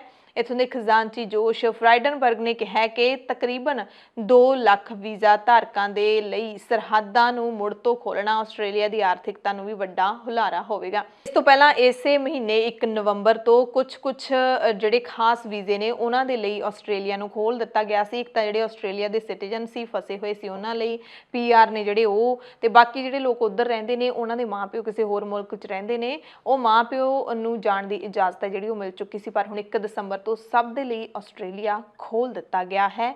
ਆਸਟ੍ਰੇਲੀਆ ਦੀ ਆਰਥਿਕਤਾ ਦੇ ਲਈ ਵੀ ਇਹ ਬਹੁਤ ਜ਼ਰੂਰੀ ਸੀ, ਕਿਉਂਕਿ 2 ਸਾਲਾਂ ਤੋਂ ਇਸ ਇੰਡਸਟਰੀ ਨੂੰ ਵੱਡਾ ਘਾਟਾ ਪਿਆ ਸਾਰੇ ਮੁਲਕਾਂ ਤੋਂ। ਸੋਮਵਾਰ ਨੂੰ ਅਰਵਿੰਦ ਕੇਜਰੀਵਾਲ ਮੋਗਾ ਪਹੁੰਚੇ, 2 ਦਿਨਾਂ ਦੌਰੇ ਤੇ ਪੰਜਾਬ ਪਹੁੰਚੇ ਨੇ, ਤਾਂ ਪੰਜਾਬ ਦੇ ਮੁੱਖ ਮੰਤਰੀ ਚਰਨਜੀਤ ਸਿੰਘ ਚੰਨੀ ਅਤੇ ਨਵਜੋਤ ਸਿੰਘ ਸਿੱਧੂ ਪੰਜਾਬ ਕਾਂਗਰਸ ਦੇ ਪ੍ਰਧਾਨ ਇਹ ਲੁਧਿਆਣਾ ਪਹੁੰਚੇ। ਕਾਂਗਰਸ ਨੇ ਵੀ ਆਪਣੀਆਂ ਰੈਲੀਆਂ ਦੀ ਸ਼ੁਰੂਆਤ ਕਰ ਦਿੱਤੀ ਹੈ। ਚੋਣ ਰੈਲੀ ਤੋਂ ਪਹਿਲਾਂ ਖੇਤੀ ਕਾਨੂੰਨਾਂ ਦੇ ਖਿਲਾਫ ਲੜਾਈ ਲੜ ਕੇ ਸ਼ਹੀਦ ਕਿਸਾਨਾਂ ਦੇ ਵਾਰਸਾਂ ਨੂੰ ਪੰਜਾਬ ਦੇ ਮੁੱਖ ਮੰਤਰੀ ਚਰਨਜੀਤ ਸਿੰਘ ਚੰਨੀ ਨੇ ਨੌਕਰੀਆਂ ਦੇ ਨਿਯੁਕਤੀ ਪੱਤਰ ਵੰਡੇ। ਕਾਂਗਰਸ ਪਾਰਟੀ ਨੇ ਚੋਣ ਵਿਗਲ ਵਜਾ ਦਿੱਤਾ ਹੈਗਾ, ਤੇ ਚੋਣ ਵਿਗਲ ਵਜਾਉਣ ਤੋਂ ਪਹਿਲਾਂ ਉਹਨਾਂ ਨੇ ਸ਼ਹੀਦਾਂ ਦੇ ਪਰਿਵਾਰਕ ਮੈਂਬਰਾਂ ਨੂੰ ਨਿਯੁਕਤੀ ਪੱਤਰ ਵੰਡੇ। ਇਸ ਮੌਕੇ ਨਵਜੋਤ ਸਿੰਘ ਸਿੱਧੂ ਵੀ ਨਾਲ ਸਨ, ਕੈਬਨਿਟ ਮੰਤਰੀ ਭਾਰਤ ਭੂਸ਼ਣ ਆਸ਼ੂ ਤੇ ਵਿੱਤ ਮੰਤਰੀ ਮਨਪ੍ਰੀਤ ਬਾਦਲ ਵੀ ਮੌਜੂਦ ਸਨ। ਉਧਰ ਮੋਗਾ ਪਹੁੰਚੇ ਆਮ ਆਦਮੀ ਪਾਰਟੀ ਦੇ ਕੌਮੀ ਕਨਵੀਨਰ ਅਤੇ ਦਿੱਲੀ ਦੇ ਮੁੱਖ ਮੰਤਰੀ ਅਰਵਿੰਦ ਕੇਜਰੀਵਾਲ ਨੇ ਪੰਜਾਬ ਦੀਆਂ ਬੀਬੀਆਂ ਦੇ ਲਈ ਵੱਡਾ ਐਲਾਨ ਕੀਤਾ। ਐਲਾਨ ਕਰਦਿਆਂ ਦਾਅਵਾ ਕੀਤਾ ਕਿ ਇਹ ਦੁਨੀਆ ਦਾ ਸਭ ਤੋਂ ਵੱਡਾ ਮਹਿਲਾ ਸਸ਼ਕਤੀਕਰਨ ਦਾ ਕੰਮ ਹੋਵੇਗਾ। ਕੇਜਰੀਵਾਲ ਨੇ ਕਿਸਾਨ ਅੰਦੋਲਨ ਦੀ ਜਿੱਤ ਦੀ ਵਧਾਈ ਵੀ ਦਿੱਤੀ ਪੰਜਾਬੀਆਂ ਨੂੰ ਅਤੇ ਨਾਲ ਹੀ ਵੱਡਾ ਐਲਾਨ ਕਰਦਿਆਂ ਕਿਹਾ ਕਿ ਸਾਡੀ ਸਰਕਾਰ ਬਣਾ ਦਿਓ। ਜੇ ਸਾਡੀ ਸਰਕਾਰ ਬਣ ਗਈ ਤਾਂ ਪੰਜਾਬ ਦੀ ਹਰੇਕ 18 ਸਾਲ ਤੋਂ ਉੱਪਰ ਔਰਤ ਨੂੰ 1000 ਰੁਪਇਆ ਮਹੀਨਾ ਪੈਨਸ਼ਨ ਦਿੱਤੀ ਜਾਏਗੀ। ਹਰੇਕ ਦੇ ਖਾਤੇ ਵਿੱਚ 1000 ਰੁਪਏ ਆ ਜਾਣਗੇ ਤੇ ਜਿਹੜੀ ਪੈਨਸ਼ਨ ਪਹਿਲਾਂ ਤੋਂ ਮਿਲਦੀ ਹੈ, ਚਾਹੇ ਬੁਢਾਪਾ ਪੈਨਸ਼ਨ, ਵਿਧਵਾ ਪੈਨਸ਼ਨ ਜਾਂ ਕਿਸੇ ਵੀ ਤਰ੍ਹਾਂ ਦੀ ਪੈਨਸ਼ਨ, ਉਸ ਤੋਂ ਇਹ ਵੱਖਰੀ ਰਾਸ਼ੀ ਹੈ ਜਿਹੜੀ ਉਹ ਮਿਲੂਗੀ, ਜਿਸ ਦੇ ਨਾਲ ਬੀਬੀਆਂ ਆਪਣੇ ਕੰਮ ਆਜ਼ਾਦੀ ਦੇ ਨਾਲ ਕਰ ਸਕਣਗੀਆਂ। ਪਰ ਕੇਜਰੀਵਾਲ ਨੇ ਵਾਰੀ-ਵਾਰੀ ਕਿਹਾ ਕਿ ਇਸ ਵਾਰੀ ਮੌਕਾ ਕੇਜਰੀਵਾਲ ਨੂੰ ਦੇ ਕੇ ਦੇਖੋ, ਤੁਸੀਂ ਸਾਰੀਆਂ ਪਾਰਟੀਆਂ ਨੂੰ ਭੁੱਲ जाओगे। तो आज मैं ये ऐलान करना चाहता हूं, आम आदमी पार्टी की पंजाब में सरकार बनेगी। पंजाब की हर महिला को, 18 साल से ऊपर की हर महिला को हर महीने 1000 रुपए उसके अकाउंट में हम डलवाया करेंगे। सबके, अगर एक परिवार में एक बेटी है, एक बहू है, एक सास है, तो तीनों के अकाउंट में 1000 रुपए आएंगे। जिन माताओं को बुढ़ापा पेंशन मिल रही है उनको बुढ़ापा पेंशन मिलती रहेगी, उसके अलावा 1000 रुपए मिला करेंगे। ये दुनिया के इतिहास का सबसे बड़ा महिला सशक्तिकरण कार्यक्रम होने वाला है, दुनिया का। मुझे नहीं लगता पूरी दुनिया में आज तक किसी भी सरकार ने, पूरी दुनिया में आज तक किसी भी सरकार ने अपनी हर बेटी, हर बहन और हर मां के अकाउंट में हर महीने 1000 रुपए डलवाए होंगे। ਕੇਜਰੀਵਾਲ ਨੇ ਇਸ ਮੌਕੇ ਵੀ ਕਿਹਾ ਕਿ ਜਦੋਂ ਸਾਡੀ ਸਰਕਾਰ ਬਣੂਗੀ ਅਸੀਂ ਸੂਬੇ ਦੇ ਵਿੱਚੋਂ ਰੇਤ ਮਾਫੀਆ ਤੇ ਟਰਾਂਸਪੋਰਟ ਮਾਫੀਆ ਖਤਮ ਕਰ ਦਿਆਂਗੇ ਤੇ ਫਿਰ ਪੰਜਾਬ ਆਪਣੇ ਆਪ ਮਾਲਾ ਮਾਲ ਹੋ ਜਾਏਗਾ। ਟੀਵੀ ਤੇ ਕਹਿੰਦੇ ਜਦੋਂ ਵੀ ਦੇਖਦਾ ਚੰਨੀ ਸਾਹਿਬ ਦੇ ਆਲੇ ਦੁਆਲੇ ਟਰਾਂਸਪੋਰਟ ਮਾਫੀਆ ਅਤੇ ਰੇਤ ਮਾਫੀਆ ਹੀ ਬੈਠਾ ਹੁੰਦਾ, ਅਸੀਂ ਸਾਰੇ ਇਹ ਖਤਮ ਕਰ ਦਿਆਂਗੇ। ਨਾਲ ਹੀ ਉਹਨਾਂ ਨੇ ਇੱਕ ਹੋਰ ਵੀ ਤਿੱਖਾ ਨਿਸ਼ਾਨਾ ਅਸਿੱਧੇ ਤੌਰ ਤੇ ਚੰਨੀ ਤੇ ਲਾਇਆ। ਕਹਿੰਦੇ ਪੰਜਾਬ ਦੇ ਵਿੱਚ ਨਕਲੀ ਕੇਜਰੀਵਾਲ ਘੁੰਮ ਰਿਹਾ, ਜਿਹੜਾ ਕਹਿੰਦੇ ਮੈਂ ਵਾਅਦਾ ਕਰਕੇ ਜਾਣਾ ਤੁਹਾਡੇ ਨਾਲ, ਉਸ ਤੋਂ ਬਾਅਦ 2 ਦਿਨ ਬਾਅਦ ਉਹ ਨਕਲੀ ਕੇਜਰੀਵਾਲ ਆ ਕੇ ਕਰ ਦਿੰਦੇ ਨੇ। ਪਰ ਉਹ वादे पूरे नहीं कर सकते क्योंकि नकली केजरीवाल ने वादे पूरे तो असली केजरीवाल ही करेगा। मैं कई बार टीवी में देखता हूं, चन्नी साहब के खब्बे पास से ट्रांसपोर्ट माफिया बैठा होता है, सज्जे पास से रेता माफिया बैठा होता है। ये 2 माफिया खत्म कर दिए तो पैसा ही पैसा आ जाएगा, पैसे की चिंता मत करो। पैसा बहुत है, सरकार के पास बहुत पैसा है, तो आपके लिए ये हम लागू करेंगे, पैसे की चिंता मत करना। ये सारे कहेंगे पैसा कहां से आएगा। एक ही बात कहूंगा, बड़ी सोच समझ के मैं वादा करता हूं, लेकिन केजरीवाल जो कहता है वो करता है। मैं हवा में बात नहीं करता।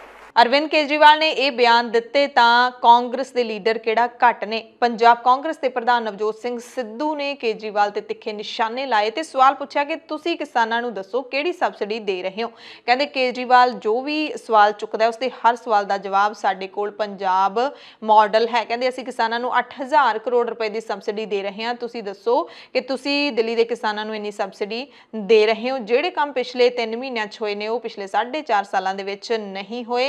सिद्धू ने केजरीवाल नूं चैलेंज किया कि जिथे चाहण मेरे नाल बहस कर लैण। केजरीवाल झूठ बोलते हैं, दिल्ली की इंडस्ट्री नूं पंजाब नालों महंगी बिजली मिलती है। अगली सरकार आउण ते असीं पंजाब च इंडस्ट्री नूं 5 रुपए प्रति यूनिट बिजली देवांगे, ये कहा नवजोत सिंह सिद्धू ने। अकाली दल ने भी केजरीवाल ते निशाना लाया। डॉक्टर दलजीत सिंह चीमा ने कहा कि केजरीवाल कोई भी झूठ बोल सकते हैं। पिछली सरकार ने भी कहा सी बेरोजगारां नूं महंगाई भत्ता दिता जाऊगा, किसी नूं नहीं मिलिया हैगा ते उन्होंने कहा कि केजरीवाल सिर्फ झूठ बोल रहे हैं। इन्होंने तो अदालत विच खड़ के मजीठिया तो माफी मंग लई सी। जिन्ने कोर्ट दे विच खड़ के माफी मंगी सी कि मैं झूठ बोलिया। इन्हां नूं पुछो देश दे विच किन्ने मुख मंत्री हो रहे हो जी। ਇੱਕੋ ਇੱਕ ਮੁੱਖ ਮੰਤਰੀ ਜਿਨਨੇ ਸਰਦਾਰ ਬਿਕਰਮ ਸਿੰਘ ਮਜੀਠੀਆ ਕੋਲੋਂ ਅਦਾਲਤ ਵਿੱਚ ਖੜ ਕੇ ਐਫੀਡੇਵਿਟ ਦੇ ਕੇ ਮਾਫੀ ਮੰਗੀ ਆ। ਕੇਜਰੀਵਾਲ ਉਹ ਮੁੱਖ ਮੰਤਰੀ ਆ ਜਿਹਨੂੰ ਦਿੱਲੀ ਦੀ ਸੁਪਰੀਮ ਕੋਰਟ ਨੇ ਝਾੜ ਪਾਈ ਹੈ ਕਿ ਤੂੰ ਇਹ ਦੋਸ਼ ਲਾ ਰਿਹਾ ਕਿਸਾਨਾਂ ਦੇ ਉੱਤੇ ਕਿ ਦਿੱਲੀ ਦੀ ਸਾਰੀ ਪੋਲਿਊਸ਼ਨ ਕਿਸਾਨਾਂ ਕਰਕੇ ਆ। ਸਿਰਫ 4% ਪੋਲਿਊਸ਼ਨ ਜਿਹੜੀ ਆ ਉਹ ਪਰਾਲੀ ਕਰਕੇ ਆ ਤੇ 96% ਝੂਠ ਜਿਹੜਾ ਨਾਲ ਤੂੰ ਜੋੜ ਕੇ ਕਿਸਾਨਾਂ ਦੇ ਉੱਤੇ ਲਾ ਰਿਹਾ। ਕੇਜਰੀਵਾਲ ਉਹ ਝੂਠਾ ਮੁੱਖ ਮੰਤਰੀ ਹੈ ਜਿਹੜਾ ਪੰਜਾਬ ਦੇ ਲੋਕਾਂ ਨੂੰ ਕਹਿ ਕੇ ਗਿਆ ਸੀ ਕਿ ਐਸਵਾਈਐਲ ਉੱਤੇ ਪੰਜਾਬ ਦਾ ਹੱਕ ਆ और दिल्ली जाके पंजाब के खिलाफ जिन्हें एफिडेविट फाइल किया सी। केजरीवाल वो झूठा मुख मंत्री है जिहड़ा पंजाब दे विच लोकां नूं बिजली देण दी गल करदा ते दिल्ली दे विच हाई कोर्ट के खिलाफ पंजाब के सरकारी थर्मल प्लांटां नूं बंद करने वास्ते पटीशन पाई। इहो जिहे व्यक्ति उत्ते कौन इतबार कर सकदा। ਪੰਜਾਬ ਦੇ ਕੈਬਨਿਟ ਮੰਤਰੀ ਰਾਜ ਕੁਮਾਰ ਵੇਰਕਾ ਨੇ ਵੀ ਕੇਜਰੀਵਾਲ ਨੂੰ ਚੈਲੰਜ ਕੀਤਾ। ਕਹਿੰਦੇ ਅੰਮ੍ਰਿਤਸਰ ਤੋਂ ਚੋਣ ਲੜ ਕੇ ਦਿਖਾਓ, ਜ਼ਮਾਨਤ ਤੁਹਾਡੀ ਜ਼ਬਤ ਨਾ ਹੋਈ ਤਾਂ ਮੈਨੂੰ ਕਹਿ ਦਿਓ। ਅਰਵਿੰਦ ਕੇਜਰੀਵਾਲ ਸਿਰਫ ਤੇ ਸਿਰਫ ਚੋਣਾਂ ਵੇਲੇ ਇੱਥੇ ਆ ਜਾਂਦੇ ਨੇ, ਇੱਥੇ ਵਾਅਦੇ ਲਾਰੇ ਲਾ ਕੇ ਮੁੜ ਜਾਂਦੇ ਨੇ, ਕਰਦੇ ਕਰਾਉਂਦੇ ਕੁਝ ਹੈ ਨਹੀਂ। ਨਵਜੋਤ ਸਿੰਘ ਸਿੱਧੂ ਭਾਵੇਂ ਮੁੱਖ ਮੰਤਰੀ ਚਰਨਜੀਤ ਸਿੰਘ ਚੰਨੀ ਦੇ ਨਾਲ ਸਨ, ਪਰ ਫਿਰ ਵੀ ਚੰਨੀ ਨੂੰ ਸੁੱਕੇ ਨਹੀਂ ਜਾਣ ਦਿੰਦੇ। ਲੁਧਿਆਣਾ ਰੈਲੀ ਦੇ ਵਿੱਚ ਫੇਰ ਘੇਰ ਲਿਆ। ਹਾਲਾਂਕਿ ਸ਼ੁਰੂਆਤ ਕਿਸਾਨਾਂ ਦੀ ਜਿੱਤ ਦੀ ਖੁਸ਼ੀ ਮਨਾਉਂਦੇ ਆ ਉਹਨਾਂ ਨੇ ਕੀਤੀ, ਪਰ ਫਿਰ ਸਿੱਧੂ ਨੇ ਚੰਨੀ ਤੇ ਨਿਸ਼ਾਨਾ ਲਾਇਆ। ਕਹਿੰਦੇ ਰੇਤਾ ਅੱਜ ਵੀ ਪੰਜਾਬ ਦੇ ਵਿੱਚ ਮਹਿੰਗਾ ਮਿਲ ਰਿਹਾ ਹੈ, ਅਸਤੀਫਾ ਦੇ ਦੇਊਂਗਾ ਪਰ ਰੇਤਾ ਪੰਜਾਬ ਦੇ ਵਿੱਚ 1000 ਤੋਂ ਉੱਤੇ ਵਿਕਣ ਨਹੀਂ ਦੇਊਂਗਾ, ਜਿਹੜਾ ਹਾਲੇ ਵੀ 3400 ਰੁਪਏ ਨੂੰ ਵਿਕ ਰਿਹਾ ਹੈ। ਕਹਿੰਦੇ ਜੇ ਰੇਤਾ ਪੰਜਾਬ 'ਚ ਇੰਨਾ ਮਹਿੰਗਾ ਵਿਕਦਾ ਰਿਹਾ ਤਾਂ ਸਿੱਧੂ ਮੁੜ ਕੇ ਨਹੀਂ ਆਊਗਾ। ਹਾਲਾਂਕਿ ਲੁਧਿਆਣਾ ਪਹੁੰਚੇ ਕਾਂਗਰਸੀਆਂ ਨੇ ਇੱਕ ਵਾਰ ਫਿਰ ਇਕਜੁੱਟਤਾ ਦਿਖਾਉਣ ਦੀ ਕੋਸ਼ਿਸ਼ ਕੀਤੀ। ਸਾਰੇ ਇੱਕ ਮੰਚ ਤੇ ਇਕੱਠੇ ਦਿਖੇ। ਨਵਜੋਤ ਸਿੰਘ ਸਿੱਧੂ, ਮੁੱਖ ਮੰਤਰੀ ਚੰਨੀ ਅਤੇ ਖਜ਼ਾਨਾ ਮੰਤਰੀ ਮਨਪ੍ਰੀਤ ਬਾਦਲ ਤੇ ਸੰਸਦ ਮੈਂਬਰ ਰਵਨੀਤ ਸਿੰਘ ਬਿੱਟੂ ਵੀ ਦਿਖੇ, ਜਿਹੜੇ ਕਿ ਸਿੱਧੂ ਤੇ ਅਕਸਰ ਨਿਸ਼ਾਨੇ ਲਾਉਂਦੇ ਰਹਿੰਦੇ ਨੇ। ਪਰ ਫਿਰ ਵੀ ਸਿੱਧੂ ਟਲੇ ਨਹੀਂ ਹੈਗੇ। ਸਿੱਧੂ ਨੇ ਚੰਨੀ ਸਰਕਾਰ ਤੇ ਨਿਸ਼ਾਨਾ ਸਾਧਿਆ, ਯਾਨੀ ਕਿ ਆਪਣੀ ਹੀ ਸਰਕਾਰ ਤੇ ਨਿਸ਼ਾਨਾ ਸਾਧਿਆ। ਰੇਤੇ ਦੀਆਂ ਕੀਮਤਾਂ ਤੇ ਖਾਲੀ ਸਰਕਾਰੀ ਅਸਾਮੀਆਂ ਦਾ ਮੁੱਦਾ ਚੁੱਕ ਕੇ ਮੁੱਖ ਮੰਤਰੀ ਚਰਨਜੀਤ ਸਿੰਘ ਚੰਨੀ ਨੂੰ ਸਿੱਧੂ ਨੇ ਬੇਚੈਨ ਕਰ ਦਿੱਤਾ। ਸਿੱਧੂ ਨੇ ਕਿਹਾ ਕਿ ਮੈਂ ਵਰਕਰਾਂ ਦੇ ਲਈ ਲੜਦਾ। ਸਿੱਧੂ ਵਰਗੇ ਕਈ ਆਉਣਗੇ, ਕਈ ਜਾਣਗੇ, ਪਰ ਕਾਂਗਰਸ ਹੈ ਜਿਹੜੀ ਉਹ ਹਮੇਸ਼ਾ ਰਹੇਗੀ। ਤੇ ਫਿਰ ਉਹ ਮੁੱਦਾ ਕਿਹਨੇ ਖੋਇਆ? ਚਰਨਜੀਤ ਚੰਨੀ ਨੇ ਫ੍ਰੀ ਬਿਜਲੀ ਦਿੱਤੀ ਹੈ, ਠੋਕੋ ਤਾੜੀ ਟਕਾ ਕੇ ਠੋਕੋ ਦਿੱਤੀ ਕਿ ਨਹੀਂ ਦਿੱਤੀ? ਲਾਲ ਡੋਰੇ ਵਾਲੀ ਜ਼ਮੀਨ ਦਿੱਤੀ ਕਿ ਨਹੀਂ ਦਿੱਤੀ? ਦਿੱਤੀ। ਹਾਂ, ਰੇਤਾ ਫ੍ਰੀ ਕਰਨ ਦੀ ਗੱਲ ਜ਼ਰੂਰ ਕੀਤੀ ਹੈ, ਪਰ ਰੇਤਾ ਅੱਜ ਵੀ 3400 ਨੂੰ ਹੀ ਮਿਲਦਾ ਨਾ। ਦੇਖ ਲਓ, ਜਿਹੜਾ ਕੀੜੀ ਵਾਲਾ ਰੇਤਾ 3400 ਨੂੰ ਮਿਲਦਾ। ਲੇਕਿਨ ਇਹੋ ਜਿਹਾ ਸਿਸਟਮ ਬਣਾਉ, ਆ ਬਿੱਟੂ ਨਾਲ ਬੈਠ ਕੇ, ਆਸ਼ੂ ਨਾਲ ਬੈਠ ਕੇ, ਇੱਥੇ ਪਤਵੰਤੇ ਲੋਕਾਂ ਨਾਲ ਬੈਠ ਕੇ ਬਈ ਨੀਵਾਂ ਕਰ ਦਿਓ, ਸਿੱਧੂ ਨੂੰ ਜ਼ਮੀਨੇ ਪਾ ਦਿਓ, ਅਸਤੀਫੇ ਦਊ, ਲੇਕਿਨ ਰੇਤਾ ਪੰਜਾਬ ਦੇ ਵਿੱਚ 1000 ਤੋਂ ਉੱਤੇ ਵਿਕਣ ਨਹੀਂ ਦਊ। ਨਹੀਂ, ਇਹ 3400 ਵਾਲੀ ਟਰਾਲੀ ਮੁੱਕੂ, ਨਹੀਂ ਤੇ ਸਿੱਧੂ ਨਹੀਂ ਆਉਂਦਾ। ਸਿੱਧੂ ਨੇ ਕਿਹਾ ਕਿ ਪੰਜਾਬ 'ਚ ਮਾਫੀਆ ਰਾਜ ਦੇ ਖਾਤਮੇ ਦੇ ਲਈ ਸਾਨੂੰ ਸਖਤ ਫੈਸਲੇ ਲੈਣੇ ਪੈਣਗੇ, ਪੰਜਾਬ ਨੂੰ ਮੁੜ ਸ਼ੁੱਧ ਕਰਨਾ ਪਊਗਾ। ਹਾਲਾਂਕਿ ਕੇਜਰੀਵਾਲ ਤੇ ਕੈਪਟਨ ਤੇ ਨਿਸ਼ਾਨੇ ਲਾਉਂਦਿਆਂ ਸਿੱਧੂ ਨੇ ਚੰਨੀ ਦੀਆਂ ਤਾਰੀਫਾਂ ਦੇ ਪੁਲ ਵੀ ਬੰਨੇ। ਕਹਿੰਦੇ ਪੰਜਾਬ ਦੇ ਵਿੱਚ ਜੋ 4.5 ਸਾਲਾਂ 'ਚ ਨਹੀਂ ਹੋਇਆ, ਉਹ 3 ਮਹੀਨਿਆਂ ਦੇ ਵਿੱਚ ਹੋਇਆ। ਕਾਂਗਰਸ ਪ੍ਰਤੀ ਆਪਣੀ ਜਿਹੜੀ ਵੱਡੀ ਵਫਾਦਾਰੀ ਵੀ ਦਿਖਾਈ। ਕਹਿੰਦੇ ਸਿੱਧੂ ਮੌਤ ਤੱਕ ਰਾਹੁਲ ਗਾਂਧੀ ਤੇ ਸੋਨੀਆ ਗਾਂਧੀ ਦੇ ਨਾਲ ਰਹੇਗਾ। ਪਾਰਟੀ ਦੀ ਜਿਹੜਾ ਜਥੇਬੰਦਕ ਢਾਂਚਾ ਹੈ ਉਹ ਬਣਾਉਣ ਦੀ ਲੋੜ ਹੈ। ਇਹ ਬਣਦਿਆਂ ਹੀ 2022 ਚ ਸੂਬੇ ਵਿੱਚ ਸਾਡੀ ਸਰਕਾਰ ਵੀ ਬਣੂਗੀ। 5000 ਚੇਅਰਮੈਨਾਂ ਦੀਆਂ ਅਸਾਮੀਆਂ ਖਾਲੀਆਂ ਨੇ, ਇਹ ਅਸਾਮੀਆਂ ਭਰ ਦਿਓਗੇ ਤਾਂ ਅਗਲੀ ਸਰਕਾਰ ਬਣ ਜਾਊਗੀ। ਸਿੱਧੂ ਨੇ ਇਹ ਵੀ ਕਿਹਾ ਕਿ ਜੇ ਅੱਜ ਸਰਕਾਰੀ ਖਜ਼ਾਨੇ 'ਚ ਪੈਸਾ ਹੁੰਦਾ ਤਾਂ ਈਟੀਟੀ ਅਧਿਆਪਕਾਂ ਨੂੰ ਸੜਕਾਂ ਤੇ ਆਉਣਾ ਪੈਂਦਾ। ਯਾਨੀ ਕਿ ਇਹ ਵੀ ਮੁੱਖ ਮੰਤਰੀ ਚੰਨੀ ਦੇ ਉਸ ਬਿਆਨ ਨੂੰ ਕੱਟਦੀ ਹੈ ਗੱਲ, ਜਦੋਂ ਚੰਨੀ ਕਹਿੰਦੇ ਨੇ ਕਿ ਕੌਣ ਕਹਿੰਦਾ ਖਜ਼ਾਨਾ ਖਾਲੀ ਹੈ, ਸਾਡਾ ਖਜ਼ਾਨਾ ਭਰਿਆ ਹੋਇਆ। ਪਰ ਸਿੱਧੂ ਕਹਿੰਦੇ ਨੇ ਜੇ ਖਜ਼ਾਨਾ ਖਾਲੀ ਨਾ ਹੁੰਦਾ, ਜੇ ਵਿੱਚ ਪੈਸਾ ਹੁੰਦਾ ਤਾਂ ਕਿਸੇ ਨੂੰ ਵੀ ਸੜਕਾਂ ਤੇ ਆਉਣ ਦੀ ਲੋੜ ਨਹੀਂ ਸੀ। ਤੇ ਲੁਧਿਆਣਾ ਰੈਲੀ ਦੇ ਵਿੱਚ ਮੁੱਖ ਮੰਤਰੀ ਚਰਨਜੀਤ ਸਿੰਘ ਚੰਨੀ ਨੇ ਆਪਣਾ ਜਿਹੜਾ ਸੰਬੋਧਨ ਹੈ ਸਿਰਫ ਤੇ ਸਿਰਫ ਕਿਸਾਨਾਂ ਦੇ ਉੱਤੇ ਫੋਕਸ ਰੱਖਿਆ। ਉਹਨਾਂ ਨੇ ਕਿਸਾਨ ਅੰਦੋਲਨ ਨੂੰ ਹੱਕਾਂ ਦੀ ਰਾਖੀ ਦੇ ਲਈ ਇਤਿਹਾਸਿਕ ਲਹਿਰ ਦੱਸਿਆ ਤੇ ਕਿਹਾ ਕਿ ਇਸ ਸੰਘਰਸ਼ ਨੂੰ ਹਮੇਸ਼ਾ ਯਾਦ ਰੱਖਿਆ ਜਾਏਗਾ। 3 ਕਾਲੇ ਖੇਤੀ ਕਾਨੂੰਨਾਂ ਦੇ ਵਿਰੁੱਧ ਕਿਸਾਨਾਂ ਦੇ ਸੰਘਰਸ਼ ਨੂੰ ਮੁਲਕ ਵਿੱਚ ਜਮਹੂਰੀ ਕਦਰਾਂ ਕੀਮਤਾਂ ਤੇ ਮਨੁੱਖੀ ਅਧਿਕਾਰਾਂ ਦੀ ਰਾਖੀ ਦੇ ਲਈ ਨਿਰਣਾਇਕ ਮੋੜ ਵਜੋਂ ਹਮੇਸ਼ਾ ਯਾਦ ਰੱਖਿਆ ਜਾਊਗਾ।